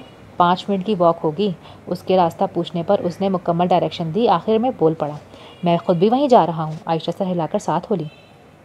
वैसे कितना हारी आप? उसने चलते चलते मुस्कुराहट दबा के पूछा। 10 पाउंड। आयशा भी बेसाख्ता मुस्कुरा दी। Not bad. यहाँ लोग अच्छे भले पैसे हार जाते हैं ऐसे लोगों के हाथों। अंदाज़ा तो था मुझे कि इतना ईजी तो नहीं होगा जितना नज़र आ रहा है। कोई ट्रिक तो होगी इनकी, मगर मैंने सोचा चलो ज़िंदगी में एक बार जुआ भी सही। आयशा खुद पर हंसते हुए बोली, वैसे once in a lifetime experience की बात थी तो फिर किसी कसीनो का रुख करना था for a more fulfilling experience. वो शरारत से बोला, by the way I am Shah Jahan. Ayesha, छोटा सा रेस्टोरेंट था मगर खुशबू मज़े की आ रही थी। आयशा ने उसी के मशवरे पर कबाब ऑर्डर किए थे। आप पहली दफ़ा आई हैं इंग्लैंड? उसने पूछा। जी। आप टूरिस्ट हैं? नहीं, मुझे तो 10 साल हो गए यहाँ। अब कहीं और शिफ्ट होने का प्लान है तो सोचा थोड़ा फिर से एक्सप्लोर करके देख लूँ कि ज़्यादा याद तो नहीं आएगा। इतना खूबसूरत शहर है, याद तो आएगा। आयशा बाहर की जानिब देखते हुए मुस्कुरा के बोली। फिर खाने के दौरान कुछ मज़ीद तारुफ हुआ था। वो 10 साल पहले यहाँ पढ़ने आया था, फिर पढ़ाई के बाद यहीं एक बैंक में जॉब कर ली। अब जॉब छोड़कर बिज़नेस प्लान कर रहा था। फिर गुफ्तगू का रुख आयशा के लंदन ट्रिप पर मरकूज़ हो गया। क्या देखा है, क्या नहीं देखा, क्या देखना चाहिए। फिर उसे उसके शौक़ को मद्देनज़र रख कर मशवरे देता रहा। रेस्टोरेंट से बाहर निकले तो आयशा अपने मैप में उलझी हुई थी। मुझे यहाँ से टावर ब्रिज जाना है, वहाँ से थीम्स के क्रूज़ पर, मगर यहाँ से कैसे जाऊँ? ट्यूब स्टेशन कहाँ है? वो अपने मैप पर गौर करते हुए बोली। शाहजहान ने सोचते हुए चंद लम्हे उसे देखा। चलिए मैडम, आइए, क्या याद करेंगी? Free tour guide. आयशा कुछ हैरान हुई थी, कुछ झिझकी, मगर शाहजहान का अंदाज़ इतना बेज़रा और दोस्ताना था कि वो साथ चल पड़ी। वो जितने शौक़ और तजस्सुस से हर चीज़ को देख रही थी, शाहजहान को उसका अंदाज़ ताज़गी का एहसास दे रहा था। क्रूज़ शिप के डेक पर थीम्स को देखते हुए उसने अपने शौक़ का राज अफ़शा किया था। मैंने कभी इस्लामाबाद, नॉर्दर्न एरियाज़ और कश्मीर वगैरह भी नहीं देखा। इनफैक्ट मैं कभी सिंध से बाहर ही नहीं गई। मतलब सयाहत का शौक़ नया है? नहीं, शौक़ की बात नहीं, बिज़ी थी शायद। आयशा ने सोचकर जवाब दिया। Busy with life I think. Shah Jahan ने उसके जवाब पर यूँ सर हिलाया जैसे समझ रहा हो कि वो क्या कह रही है। क्रूज़ शिप से वो लंदन आई पहुँचे थे। लंदन आई का टिकट ख़रीदते हुए आयशा ने दिल की भड़ास निकाली। पास में वो सब इंक्लूड है जो वैसे भी फ्री था। पता नहीं इतने पैसे किस चीज़ के हैं। बर्मिंघम पैलेस का टिकट भी ख़रीदना पड़ा। आयशा ने काफ़ी जले हुए अंदाज में कहा। जी बस क्या किया जाए, दुनिया झूठी, लोग लुटेरे। शाहजहान मसनूई तासुफ से आभर के बोला। आयशा उसे थोड़ा सा देखकर घूरा। मजाक उड़ाने की ज़रूरत नहीं, यहाँ लोग पाउंड्स में कमाते हैं, हम वहाँ रुपयों में कमाते हैं। इतने सारे रुपयों के इतने से पाउंड बनते हैं। उसने हाथ के इशारे से शाहजहान को रुपयों और पाउंड का फ़र्क समझाया। सुबह से शाम हो चली थी इस अजनबी के साथ चलते चलते, मगर अजीब बात थी, अजनबियत महसूस ही नहीं हुई। तो आगे का क्या प्लान है? बस लंदन ही देखना है क्या? असल में प्लान मेरा फ्रेंड्स के साथ था। रोड ट्रिप पर जाना था स्कॉटलैंड तक, मगर एक फैमिली इमरजेंसी की वजह से उन्हें ऑस्ट्रिया जाना पड़ा। अब सोचती हूँ क्या करूँ, वो पुरसोच अंदाज में कह रही थी। कल का दिन तो मैं लंदन में ही गुजारना चाहती हूँ, इसके बाद व्हाट डू यू थिंक, आसपास में कौन सा शहर है जहाँ जाना चाहिए? मेरे ख्याल में आपको नवाही इलाका जात देखने चाहिए, हत्ता कि स्कॉटलैंड भी जाना चाहिए, वो बोला था। पाकिस्तान में भी कराची से बाहर नहीं गई, यहाँ भी लंदन और इसके मज़ाफ़ात में फंसी रहेंगी। वो सोच में पड़ गई। इंग्लैंड के जोग्राफिया और ज़राए आमदरफ्त के बारे में सवालात किए। Okay, here is a deal, मुझे ग्लासगो में एक काम है, हम साथ जा सकते हैं बाय रोड। आयशा फितरतन खामोश और किसी हद तक मोहतात तबीयत की थी। फ़ौरन घुलना मिलना उसकी फितरत में नहीं था और सिनफ़े मुखालिफ से झिझक कुछ ज़्यादा थी। मगर इस शख्स में जाने क्या बात थी, अजनबियत महसूस ही नहीं हो रही थी। इंस्टेंट केमिस्ट्री शायद ऐसी ही किसी बला का नाम होगा, मगर फिर भी उसकी ये पेशकश उसे हैरान कर गई। वो उसके साथ मज़ीद क्यों चलना चाहता था? जाएंगे कैसे? आयशा ने कुछ सोचते हुए कहा। आई कैन ड्राइव, बस से चलते हैं, वो चंद लम्हे सोचकर बोली। शाहजहान के लिए समझना मुश्किल नहीं था कि वो बस से क्यों जाना चाहती है, मगर हैरान उसने खुद को किया था। ओके देन बस इट इज़। फिर वो दोनों इंटरनेट पर बस के शेड्यूल देखने लगे। शाहजहान नहीं जानता था कि वो ये क्यों कर रहा था।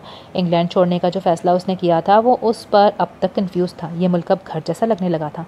वो सुबह जो घर से निकला था तो यकसुई ही की तलाश में था, मगर अब वो इंग्लैंड के दूसरे कोने में वो काम करने क्यों जा रहा था जो शायद फ़ोन पर भी मुमकिन था, और वो भी बस में। इस बेज़रर मगर अहमकाना से फ़ैसले की वजह उसकी अंदर की कशमकश थी या सिर्फ ये लड़की? या इतना तय था कि उसका साथ उसे अच्छा लग रहा था। 10 साल पहले उसने एक घबराई परेशान हाल आंसू बहाती लड़की को देखा था, जिसे अब देख रहा था उसमें बालिदगी थी। उसे इंसान की तरह जिसने ज़िंदगी के तल्ख रूप भी देखे हों, मगर उसकी निगाहों में शौक़ जिंदा था। दुनिया में खूबसूरती ढूंढ लेने की जस्तजू बाकी थी, ज़िंदगी से मोहब्बत कायम थी। शाहजहान को तजस्सुस था वो कहानी जान लेने का जो वो बन गई थी। शाहजहान ने उसे ट्रैवल लाइट का मशवरा दिया था। कितनी देर शशो पंच में रही थी वो पैकिंग करते हुए कि ज़्यादा तो नहीं हो गया, मगर अगले दिन उसका भारी भरकम बैकपैक देखकर हैरान थी। मेरा ख्याल है मैंने कुछ सुना था कल ट्रैवल लाइट फ़वाइद के बारे में, आयशा ने छेड़ा। सॉरी, इससे लाइट में ट्रैवल नहीं कर सकता, वो सर खुजाते हुए बोली। खिड़की से बाहर देखने के लिए बहुत कुछ था। सरसब्ज़ पहाड़, खूबसूरत वादियाँ, बड़े बड़े खेत, सरसब्ज़ चरागाहें। आयशा ने ऐसा लैंडस्केप पहली दफ़ा देखा था। सो वो मबहूत सी देखे जा रही थी। 4 घंटे में वो अपना स्टॉप पैक डिस्ट्रिक्ट पहुंचे थे। ये इनका पहला स्टॉप था। खाना खाने के बाद उन्होंने होटल में चेक इन करके सामान से जान छुड़ाई, फिर शहर एक्सप्लोर करने निकले। ये शहर मैं भी पहली दफ़ा देख रहा हूँ, यहाँ से गुजरा हूँ लिवरपूल जाते हुए, मगर कभी देखा नहीं। वो तफरीही मकामात इंटरनेट पर सर्च करते हुए बोल रहा था। किंगस्टन पैलेस है यहाँ, वहाँ तो आपने जाना होगा उसका इंटीरियर देखने? नहीं, बहुत देख लिए महलात, अब नो कॉन्क्रीट, आयशा ने नाक चढ़ाकर कहा। रास्ते में इतनी खूबसूरत जगह थी, मेरा इतना दिल कर रहा था उतर कर देखने को। ये हो सकता था मैडम, अगर आप मुझ पर ठग या सीरियल किलर होने का शक न करती, वो बज़ाहिर संजीदगी से बोला, मगर आंखों में शरारत चमक रही थी। संगीन नताइज भुगतने से बेहतर है बंदा बकसरत शक करता रहे, आयशा रसान से बोली। वाह, आपकी समझदारी का तो मैं फ़ैन हो गया हूँ। उसने सीने पर हाथ रखकर मुतासिर होने की ओवर एक्टिंग की। शुक्रिया, ज़रा नवाजी, आयशा ने आजी दिखाई दी। कुछ सोच विचार के बाद उन्होंने नेशनल पार्क का इंतखाब किया। सो अब तक क्या पसंद आया आपको इंग्लैंड में? मॉन्टूर की चोटी पर बैठकर नीचे का नज़ारा करते हुए शाहजहान ने उससे पूछा। मेरा ख्याल है अंग्रेज़, आयशा ने सोचते हुए कहा। Wow, what is interesting in that? मतलब बाकी भी तो कुछ अच्छा लगा होगा ना? बड़े कमालात हैं कुदरत के भी और इंसानों के भी, मगर ये तो मैं सब एक्सपेक्ट कर ही रही थी तस्वीरों और वीडियोस में देख देख कर। मगर अंग्रेज़ मुझे लगता था कुछ कोल्ड इंडिफरेंट से होंगे, मगर यहाँ लोग मुझे बहुत फ्रेंडली और वार्म लगे। आपको क्या अच्छा लगा था जब शुरू में आप यहाँ आए थे? मुश्किल सवाल है थोड़ा। यहाँ आकर रहना मेरे लिए कुछ आज़ाद कर देने वाला तजुर्बा था, वो सोचते हुए बोला। जब आप एक सोशल डायनेमिक से निकल कर दूसरे में जाते हैं ना, तो या आप आज़ाद महसूस करते हैं या फिर खोया हुआ, या बैक वक्त दोनों। मैंने आज़ाद महसूस किया अपने आप को। वो शायद उसका ताल्लुक जगह से ज़्यादा मेरी अपनी ज़िंदगी के तजुर्बात से था। वो उसकी तरफ देख कर मुस्कुराया। Am I making sense to you? जो भी मैं कहना चाहता हूँ, बर्बाद करें अल्फाज मेरे। उसने हंसते हुए एक मशहूर गाने की लाइन दोहराई थी। एक ही वक्त में आज़ाद और खोया हुआ होना समझ सकती हूँ मैं, वो दूर कहीं देखते हुए बोली। वैसे ऐसे म्यूज़िक का कोई ख़ास शौक़ नहीं मेरा, मगर इस लाइन की वजह से काफ़ी सुना मैंने ये गाना। बहुत ही कोई रिलेटेबल लाइन है, वो हंसते हुए बोली। कैसा म्यूज़िक पसंद है? सुनती रहती हूँ जो भी नए मशहूर गाने चल रहे हों, मगर पसंद मुझे पुराने गाने हैं, मतलब बहुत पुराने। ओके, कोई ख़ास वजह? आयशा ने सोचते हुए सर हिलाया। हाँ, मेरी दादी सुनती थी, जब तक वो ज़िंदा थी तब तक बिल्कुल पसंद नहीं थे, मगर उनकी डेथ के बाद जब पुरानी धुन कान में पड़ती तो लगता दादी कहीं आसपास हैं। आहिस्ता आहिस्ता कंफर्ट म्यूज़िक बन गया मेरे लिए। पता नहीं कंफर्ट म्यूज़िक यहाँ फिट होता भी है या नहीं, वो हंसकर बोली। जैसे कंफर्ट फूड होता है ना, वैसे वाला कंफर्ट म्यूज़िक, उसने वजाहत की। ना भी हो तो कर लेना चाहिए, मेक सेंस, वो लापरवाही से बोला। शाम ढल रही थी, सो उन्होंने वापसी की राह ली। हल्की सी खुनकी में इस ऊंचे नीचे सब्ज़ाजार में चलना कितना अच्छा लग रहा था, मगर आयशा को कोई हल्की सी सरगोशी बता रही थी कि सारा कमाल इस मंजर का हिस्सा नहीं था। ये अजनबी हमराही इस सफ़र का सबसे दिल फरेब हिस्सा था। उनका अगला स्टॉप एडिम्बरा था। बस के बजाय उन्होंने ट्रेन का इंतखाब किया, सो जल्दी पहुँच गए। मगर अब सामान का मसला था। जो होटल उन्होंने ऑनलाइन बुक किया था उसमें जल्दी चेक इन की सहूलत नहीं थी। अगर हम सिटी के अंदर मूव करने के लिए कार हायर कर लें, यहाँ तो काफ़ी मसाइल हल हो सकते हैं, लेकिन अगर आप कंफर्टेबल हों तो, वो उससे पूछ रहा था। आयशा ने कुछ सोचकर सर इस्बात में हिला दिया। Okay, are you sure? वो फिर पूछ रहा था। नो इट्स फाइन, आयशा ने कहा। उसने जगह जगह मर्दों को औरत की बनाई हुदूद को चैलेंज करते देखा था। साथ काम करती है तो दोस्ताना रवैया क्यों नहीं रखती? अगर साथ हंस मुस्करा सकती है तो बेहुदा मजाक क्यों नहीं सुन सकती? अगर हाथ मिला रही है तो कमर में हाथ डालने को गलत समझने का हक कैसे रखती है? मगर ये शख्स उसकी खींची हुदूद का एहतराम कर रहा था, बगैर उसके मुस्तनद होने या ना होने पर सवाल उठाए। क्या वो वाकई इतना मुख्तलिफ था? वो एडिम्बरा का मशहूर किला देखने आए थे, जो पहाड़ की चोटी पर बनाया गया था। स्कॉटलैंड में नॉर्थ इंग्लैंड की निस्बत काफ़ी सर्दी थी। थोड़ी ही देर में आयशा को अपना हल्का सा कार्डिगन नाकाफ़ी लगने लगा। सर्दी लग रही है? शाहजैन ने पूछा। हाँ, मेरा ख्याल है मुझे कुछ गर्म ख़रीद लेना चाहिए। मेरे स्वेटर्स कराची की सर्दी के हिसाब से बने हैं। ऊपर शॉप्स हैं, मगर अभी के लिए जैकेट मिल सकती है, शाहजैन ने पेशकश की। नहीं, सर्दी तो आपको भी लग रही है। मैडम, पुरानी फिल्मों का अहम हीरो नहीं हूँ मैं, जो शिवलरी के मारे ठुठरता रहूँ। अगर आपको जैकेट चाहिए तो गाड़ी से दूसरी निकाल कर ले आता हूँ। मैं भी नए ज़माने की सेल्फ सफिशिएंट हीरोइन हूँ, थोड़ी सी सर्जरी मैनेज कर लूँगी, वो हंसते हुए बोली। आगे दुकानें थीं, सड़क के किनारे स्टॉल्स भी लगे थे। उसने अपनी ज़रूरत के मुताबिक कुछ गर्म कपड़े ख़रीद लिए, मगर वहाँ से वापसी पर उन्हें एक कैशमीरे शॉप का फैक्ट्री आउटलेट नज़र आया। गालबन कोई हॉलीवुड ब्रांड था। देखना है? सेल लगाई है कश्मीर वालों ने स्पेशल आपके लिए। देख लेते हैं, आयशा बोली थी, मगर अंदर जाकर पता चला सिर्फ देखने के लिए ही है। 200 पाउंड का एक स्कार्फ। शाहजैन अपने लिए एक स्वेटर पसंद करके उसकी तरफ आया। क्या हुआ, कुछ पसंद नहीं आया? पसंद तो काफ़ी कुछ आया, मगर ख़रीदने के लिए नहीं। आयशा ने उसके हाथ में मौजूद स्वेटर का प्राइस टैग पलट कर देखा। 40,000 का एक स्वेटर? Not for me. चलें फिर मिस मिनिमलिस्ट। चलिए मिस्टर हाई मेंटेनेंस। कभी कभी मैं करना चाहती हूँ ख़ुद को इंडल्ज, मगर हो ही नहीं पाता मुझसे। वो दुकान से निकलते हुए हंसते हुए कह रही थी। मैंने कुछ अरसा फाइनेंशियली काफ़ी मुश्किलात देखी हैं। वो टाइम शायद मेरे दिमाग में फंस गया है। फाइनेंशियल स्ट्रगल क्यों? आपके फादर का तो बिजनेस है ना बहरेन में। शाहजैन को पूछने के बाद एहसास हुआ कि सवाल शायद थोड़ा ज़्यादती हो गया है। सॉरी अगर आपने बुरा मनाया तो। It's okay. दरअसल मेरी कुछ चॉइसेस से मेरे वालिद खुश नहीं थे, तो उन्होंने मुझे फाइनेंशियली सपोर्ट करना बंद कर दिया। सिर्फ इंटर तक की तालीम और किसी ख़ास हुनर के बगैर आगे की अपनी तालीम का ख़र्च खुद उठाना मुश्किल तजुर्बा था। वो आम से लहजे में बोली। Wow, you supported your self and paid for your education. Wow, Shahzain हैरत से बोला। कुछ ज़रूरत से ज़्यादा तो इम्प्रेस नहीं हो रहा मैं। आज इतने दिनों के बाद आयशा को अच्छा पाकिस्तानी खाना नसीब हुआ था। नमक मंडी एडिम्बरा में कुछ ज़्यादा ही खा लिया था दोनों ने। अब एक पार्क में वॉक करते हुए बसियारखोरी का असर ज़ायल करने की कोशिश कर रहे थे। कुछ फासले पर एक शख्स घुटनों के बल बैठा सामने खड़ी अपनी गर्लफ्रेंड के लिए गाना गा रहा था, जिसका इख्तिताम शादी के लिए प्रपोजल पर हुआ था, जो उस लड़की ने कबूल कर लिया था। लड़के के काफ़ी बेसुरा होने के बावजूद आयशा को यह मंजर बहुत अच्छा लगा। Have you ever fall in love? Shahzain ने पूछा। हाँ, 1.5 दफ़ा। हाँ, एक दफ़ा मोहब्बत बड़ी भरपूर थी, मगर जिससे कि वो शायद इसके काबिल नहीं था। दूसरी बार बंदा ख़ास था, मगर मोहब्बत को पनपने का मौका नहीं मिला, तो मैंने कुल मिलाकर टोटल एक्सपीरियंस 1.5 काउंट कर लिया है। आयशा हल्के फुल्के अंदाज में बोली। आपको हुई? हाँ, एक दफ़ा। फिर क्या अंजाम हुआ? मोहब्बत भी भरपूर थी, बंदी भी बहुत ख़ास, मगर मेरा खौफ जीत गया मोहब्बत से। कैसा खौफ? कमिटमेंट फोबिया तो नहीं, जो अक्सर फ्लर्ट लोगों को होता है, आयशा ने मजाक में कहा था, मगर इसकी संजीदा शक्ल देखकर गलती का एहसास हुआ। सॉरी। नहीं, इट्स ओके। कुछ ऐसा ही मसला था, मगर इसके लिए नहीं कि मैं अपने ऑप्शंस क्लोज नहीं करना चाहता था। It was something more real. वो इतना कहकर खामोश हो गया। आयशा पूछना चाहती थी, क्या वो फिर मोहब्बत कर सकता था? क्या वो अब भी कम्फर्ट जोन से बाहर आ सकता था? क्या अब भी वो कमिटमेंट से डरता था? चलो कहीं कॉफ़ी ढूंढते हैं, सख्त ज़रूरत है मुझे, वो उठते हुए बोला। वो कुछ ना पूछ पाई। उनका अगला स्टेशन ग्लासगो था। यहाँ शाहजैन 1 साल गुजार चुका था और उसका एक अपार्टमेंट भी था, जिसके सिलसिले में वो यहाँ आया था। एक दिन वहाँ गुजारने के बाद उन्होंने वापसी की राह ली। ट्रेन में लंदन तक का सफ़र महज 5 घंटे का था। आयशा ट्रेन में बैठे बैठे सो गई। सफ़र कितना भी खुशगवार क्यों ना हो, सफ़र होता है। इतने दिन से वो दोनों हालत सफ़र में थे। यकीनन थक चुकी थी वो। थक तो वो भी गया था, मगर फिर भी जी नहीं चाह रहा था कि ये सफ़र ख़त्म हो। वो 6 दिन से बैकपैक उठाए क्यों घूम रहा था? इसका साफ जवाब था। उसने इस सोई हुई लड़की पर एक नज़र डाली। बेतरतीब लटें उसके मोहने से चेहरे का अहाता किए हुए थी। वो इन्हें सवार लेने का हक चाहता था। इस सुलझी हुई संभाल कर चलने वाली लड़की को अपनी मोहब्बतों से बिगाड़ लेने का हक चाहता था। वो ये भी जानता था कि अगर कभी लड़खड़ाया तो यह धान पान सी लड़की संभाल लेने का हौसला रखती है। लंदन पहुंचते पहुंचते शाम हो चुकी थी। उन्होंने एक ही टैक्सी ली थी।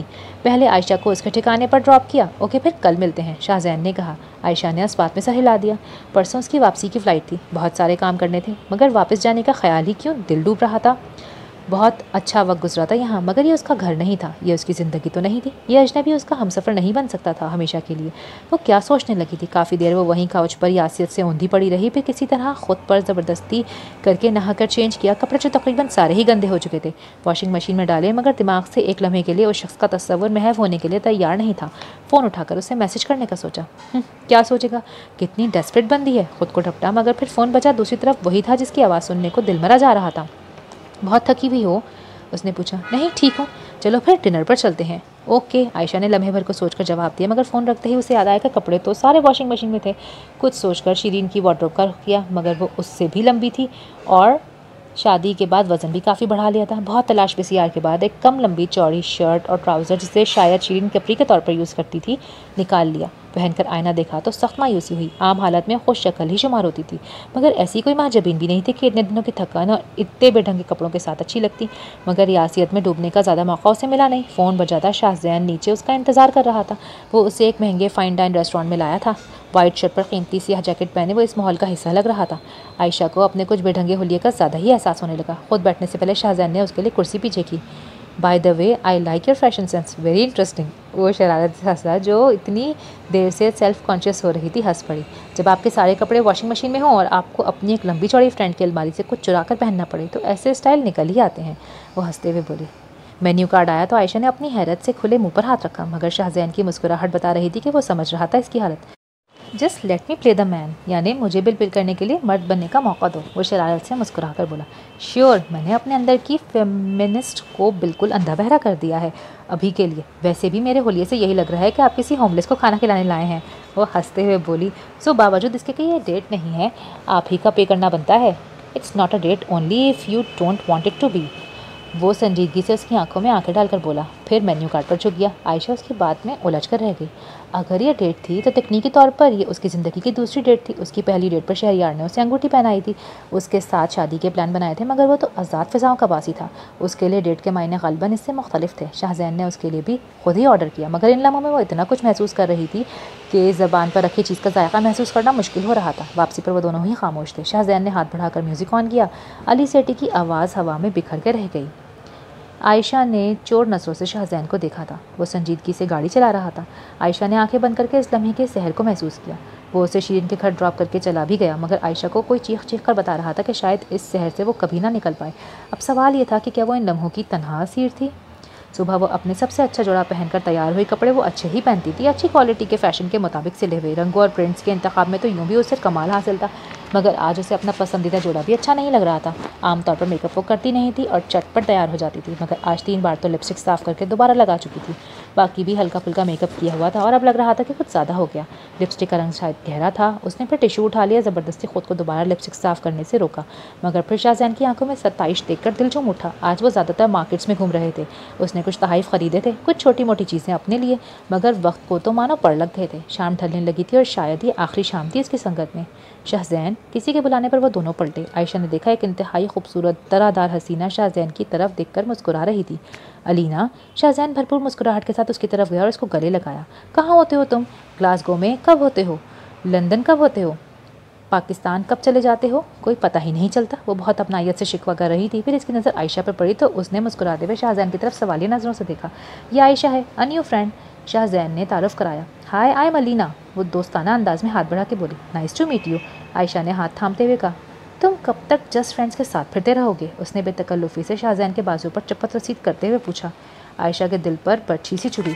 और कितनी जस्ट फ्रेंड्स थी उसकी, साथ वो घूमता फिरता था जिनके। अलीना और शाहजैन बातों में इतने मगन हो गए कि शायद ये भूल गए थे कि वो भी थी वहाँ। साथ खड़े कितने परफेक्ट लग रहे थे। शाहजैन से वो कोई 2-3 इंच ही छोटी होगी।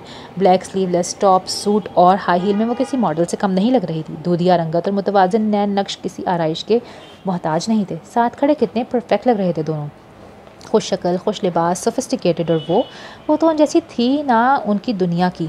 फिर वो क्या ख्वाब बुनने लगी थी। शाहजैन, वो पीछे एक शॉप में मुझे कुछ पसंद आया था, मैं वो लेकर आती हूँ। वो इस वक्त वहाँ से हटना चाहती थी। उसे खुद भी अंदाज़ा नहीं था कि वो किस सिम जा रही है। अपने अंदर की उम्मीद व यास की कश्मकश में गुम। काफ़ी देर चलने के बाद उसने इर्द गिर्द देखा तो कुछ समझ में ही नहीं आया कि कितनी दूर आ गई है। वापस जाने की कोशिश की मगर कुछ समझ में नहीं आ रहा था। फ़ोन निकाला तो बैटरी डेड। काफ़ी देर वहीं घूम फिर कर वापसी का रास्ता ढूंढती रही। फिर मायूस होकर एक टैक्सी रोकी और शिरीन के घर का एड्रेस बताकर बैठ गई। अजीब बेबसी थी, गुस्सा था मगर किस पर। शिरीन के घर का दरवाज़ा खोलकर अंदर दाखिल हुई तो एंट्रेंस पर लगे शीशे में खुद पर नजर पड़ी। मस्कारा आंखों के गिर्द फैल चुका था, आंखों के किनारे लाल थे। उस महजबीन का सरापा याद आया तो अपना आप बहुत आम सा लगा। फिर उसे लगा आईने में आज की आयशा नहीं थी, 19-20 साल की लड़की खड़ी थी जो खुद में नुक्स ढूंढ रही थी, जिसकी वजह उसका महबूब उसे ठुकरा कर चला गया था। क्या वो इतनी लंबी मसाफत के बाद फिर से वहीं जा खड़ी हुई थी? कितने एतमाद से उसने शाइस्ता आंटी से कहा था कि वो एक शख्स के साथ की खातिर अपनी दुनिया छोड़ नहीं सकती थी, और इस शख्स की खातिर वो लम्हे भर में सब कुछ त्याग सकती थी। मगर वो तो शायद उसके साथ का तलबगार था ही नहीं। वो वहीं बैठकर फूट फूट के रो दी। मोबाइल चार्ज करके दोबारा ऑन किया तो उसकी कई मैसेजेस थे। उसने कॉल की। कहाँ हो तुम यार? वो झल्ला कर बोला। सॉरी, रास्ता भूल गई थी और फिर फ़ोन बंद हो गया। मैं तो घर आ गई वहीं से। ओके अच्छा, मैं अलीना की तरफ जा रहा हूँ, थोड़ी देर में कॉल करता हूँ, उसने कहकर फ़ोन रख दिया। आयशा कितनी देर वहीं बैठी खाली फ़ोन की स्क्रीन को घूरती रही। रात 2:30 बजे की फ़्लाइट थी उसकी, जिसका मतलब था उसे 10:30 बजे तक निकल जाना था एयरपोर्ट के लिए। उसके दिल में उम्मीद थी कि शायद शाहजैन उसे एयरपोर्ट तक ड्रॉप करने का इरादा रखता था। वो पैकिंग करने में मसरूफ़ हो गई मगर फ़ोन सारा टाइम आंखों के सामने था। आखिर फ़ोन आ ही गया। तुम रेडी हो जाओ, डिनर के लिए चलते हैं, वो बैकग्राउंड में शोर की वजह से ज़ोर से बोला था।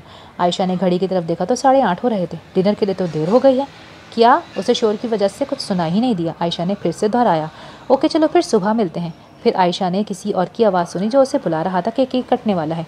बहुत शोर है यहाँ, आवाज़ नहीं आ रही। उसने आयशा की बात सुने बगैर ही फ़ोन रख दिया। उसे याद ही नहीं था कि उसकी आज की फ़्लाइट है। आयशा ने खुद कॉल करने का सोचा, फिर मैसेज कर दिया। वो इस वक्त बिजी था। उसने अपनी पैकिंग फाइनल की, फिर डबल रोटी पर मक्खन लगाकर डिनर किया। 9:30 बज चुके थे। अब तक कोई रिप्लाई नहीं आया था। उसने फ़ोन किया मगर 2-3 बार की कोशिश के बावजूद उसने नहीं उठाया। 2-3 घंटे उसके साथ और भी गुजर जाते तो क्या होता? इसने रोते हुए दिल को डपटा था। शायद कोई फिर मिलने की उम्मीद, कोई राब्ता रह जाता। दिल ने दुहाई दी तो क्या होता? कठोर दिमाग ने उसे आड़े हाथों लिया। ऐसे राब्ते तो उसके जाने और कितनी लड़कियों से थे। हकीकत की दुनिया में तो उससे जाना ही था, तो फिर जल्दी क्यों नहीं? वो टैक्सी से एयरपोर्ट आ गई। दिमाग की तमाम तर दलीलों के बावजूद दिल मुंतज़िर रहा। आखिर उसने इंग्लैंड की सिम निकालकर पाकिस्तानी सिम डालने से पहले एक आखिरी बार उसे कॉल करने की कोशिश की मगर बेसूद। बिलाखिर एक अलविदाई मैसेज लिखा और फ़ोन बंद कर दिया। उसे वापस आए महीना हो चुका था। सब वैसा ही था जैसा वो छोड़कर गई थी, तो फिर इतना अधूरा और नामुकम्मल क्यों लग रहा था? और जब से आई थी खुद को बावर करा रही थी कि यही थी उसकी ज़िंदगी और वो सब उसे खूबसूरत याद की तरह याद रखना था। मगर दिल था कि चांद मांग रहा था। आने एक हफ्ते बाद उसने शाहजहान के नंबर पर कॉल की मगर फ़ोन नहीं उठाया गया। तुम जब से वापस आई हो बुझी बुझी हो, नताशा ने बिलाखिर पूछ ही लिया। I met someone there. क्या? नताशा छी। वाह सीरियसली? ज़्यादा एक्साइटेड होने की ज़रूरत नहीं है, शुरू होने से पहले ही ख़त्म हो गया। उसने खुश्क लहजे में नताशा का सारा शौक ठंडा करने की कोशिश की, फिर सारी कहानी गोश गुजार कर दी। तो बेवकूफ़, तुमने वापस आकर उससे कांटेक्ट क्यों नहीं किया? उसके पास तुम्हारा नंबर नहीं था यहाँ का? तुम्हारे पास तो था। किया था हाँ, 1 हफ्ते के बाद, और वो भी एक दफ़ा। क्या पता मिस हो गया हो तुम्हारा मैसेज और कॉल। तुम पहले कभी मुझे इतनी डम नहीं लगी। नताशा ने उसकी अकल पर मातम किया। अगर कांटेक्ट हो भी गया तो क्या होगा? हम अलग अलग दुनियाओं में रहते हैं, वो मायूसी से बोली। अच्छा, इंग्लैंड किसी दूसरी दुनिया में शिफ्ट हो गया है क्या? नहीं यार, मसला सिर्फ जोग्राफियाई नहीं है, वो मेरी लीग से भी बाहर है। कैसे? पैसे, तालीम, शक्ल सूरत, हर लिहाज से। सीरियसली? इतना हैंडसम था? नताशा ने शरारत से पूछा। था तो। आयशा के लबों पर भी मुस्कुराहट बिखर गई। क्या पता तुम्हें ही लगा हो। हाँ, ये भी हो सकता है। तो फिर ये भी हो सकता है कि तुम भी उसे बहुत ख़ास लगी हो। आखिर कुछ तो था जो वो च्युइंगम बना तुम्हारे साथ सारे इंग्लैंड में मारा मारा फिरता रहा। नताशा उसके दिल में आस जगा रही थी। करो फ़ोन उससे और देखो, if it is a potential to go somewhere. Ayesha के जवाब में मायूस शक्ल बनाने पर नताशा ने उससे कुशन उठाकर मारा। आयशा वही कुशन मुंह पर रखकर लेट गई, मगर फिर नताशा की बातों का असर था। उसने शाहजहान का नंबर मिलाया मगर अब तो नंबर ही बन जा रहा था। ईशा की नमाज़ के बाद वो यूं ही बैठी जहाँ नमाज के डिज़ाइन पर हाथ फेर रही थी, फिर बेख्तियार अपने रब से एक मांगी। अगले दिन वो शोरूम में अकरम को हिदायत दे रही थी कि दरवाजे से अंदर आते शख्स को देखकर अल्फाज होठों पर मुंजमद हो गए। क्या ये ख्वाब था? अगर था तो बहुत ही हसीन। वो चलता हुआ उसके सामने आ रुका। आप यहाँ कैसे? कोई किसी को ढूंढना चाहे, राब्ता करना चाहे तो कोई रास्ता तो निकल ही आता है, वो संजीदगी से बोला। चाहना शर्त है। अंदाज में कुछ खफकी भी थी, मगर आयशा बहुत खुल के मुस्कुराई। बहुत दिनों बाद वो उसे अपने ऑफिस में ले आई। वो खामोशी से उसके सामने कुर्सी पर बैठकर उसे ही देख रहा था। आयशा को उसकी खामोशी नर्वस करने लगी। कुछ कहें? वो नर्वस सी मुस्कुराहट के साथ बोली। आई मिस्ड यू, वो बोला था। आयशा की मुस्कुराहट और गालों का रंग मज़ीद गहरा हो गया, मगर इतना काफ़ी नहीं था शाहजहान के लिए। उसने अबरू चढ़ाकर झल्लाए हुए अंदाज में उसकी तरफ देखा, जैसे जवाब मांग रहा हो। मैंने भी? शादी करोगी मुझसे? आयशा उसकी बात पर हैरान रह गई। ओके, ये कुछ ज़्यादा हो गया। वो अपने दोस्ताना से अंदाज में पलटते हुए बोला, तुम इतना नहीं जानती मुझे अभी कि हाँ कर दो, टेक योर टाइम। आप मुझे इतना जानते हैं कि शादी के लिए प्रपोज़ करें? तो बताओ क्या जानना चाहिए मुझे? वो कुर्सी पर चौड़ा होकर तसल्ली से बैठ गया। आयशा की समझ में नहीं आ रहा था कि कहाँ से शुरू करे। मेरी माँ शराफत हो या अमारत किसी भी रिवायती पैमाने पर पूरी नहीं उतरती, मगर वो मेरी माँ है और हमेशा रहेगी। मेरा बाप मुझसे कोई ताल्लुक़ नहीं रखना चाहता, क्योंकि अगर मुझे अल्लाह ने कभी ऐसी बेटी दी जो इसकी तरफ देखकर उसने बात काटी, तो I will be a very proud father. Ayesha ने चंद लम्हे बेयकीनी से सामने बैठे शख्स को देखा। उन सब बातों में से जो वो अभी कह सकता था, उसने भी कहने के लिए क्या चुना था? वो हमेशा ख़ुद को कहती आई थी कि उसे किसी की सनद की ज़रूरत नहीं। जब वो जानती है कि वो ठीक है, तो फिर ऐसा क्यों लग रहा था कि मंजिल पर वो अभी अभी पहुंची है? बहुत लंबी मुसाफत की थकान आंसू बन के उमड़ आए थे। वो खुलकर रोई थी हिचकियों के साथ। शाहजैन ने उसे रोका नहीं था, फिर आगे बढ़कर टेबल पर रखे उसके दोनों हाथ थाम लिए। आओ तुम्हें दिखाता हूँ मैं पाकिस्तान क्यों शिफ्ट हो रहा हूँ। तुम पाकिस्तान क्यों शिफ्ट हो रहे हो? हाँ, तुम्हें नहीं बताया था ना मैंने? नहीं, ये बताया था कि लंदन से कहीं शिफ्ट हो रहे हो। हाँ, जैसे तुमने ये नहीं बताया कि तुम्हारी फ़्लाइट दिन के 2 बजे के बजाय रात के 2 बजे की है। वो दोनों ही अब मुस्कुरा रहे थे। 15-20 मिनट के बाद वो एक इमारत के सामने खड़े थे जिसके बाहर लिखा था Khadija Haider women welfare centre. Ayesha ने उसे सवालिया नज़रों से देखा। खदीजा हैदर मेरी मदर का नाम था। फिर उसने आहिस्ता आहिस्ता उसे सब बता दिया अपने और अपने माँ बाप के बारे में। ये इदारा घरेलू तशद्दुद का शिकार ख़वातीन को सपोर्ट फराहम करेगा, कानूनी माशी तौर पर उन्हें अपने पैरों पर खड़ा होने में मदद करेगा। इंग्लैंड में रहकर मैं ये काम अटेंटिवली नहीं कर सकता था। सेंटर देखने के बाद अब वो दोनों बाहर बढ़ रहे थे। वैसे I know you are little more than you think. वो तुम्हारा बांगड़ू सा कज़न मेरा रूममेट था। आयशा ने हैरत से उसे देखा। उसने स्क्रीन सेवर पर तुम्हारी तस्वीरें लगाई हुई थी, मगर 2 बार इन पर्सन भी देखा मैंने तुम्हें। पहले तुम इंग्लैंड में नजर आई तो मैंने सोचा पता करूं आखिर बार बार ये लड़की मुझे नज़र ही क्यों आती है। फिर पता चला? आयशा ने शरारत से पूछा। बहुत अच्छी तरह, शाहजैन हंसते हुए बोला था। ख़त्म शुद। अगर आपको ये नॉवेल पसंद आया है तो do like share and subscribe my channel. मिलते हैं अगली वीडियो में, तब तक के लिए अल्लाह हाफिज़।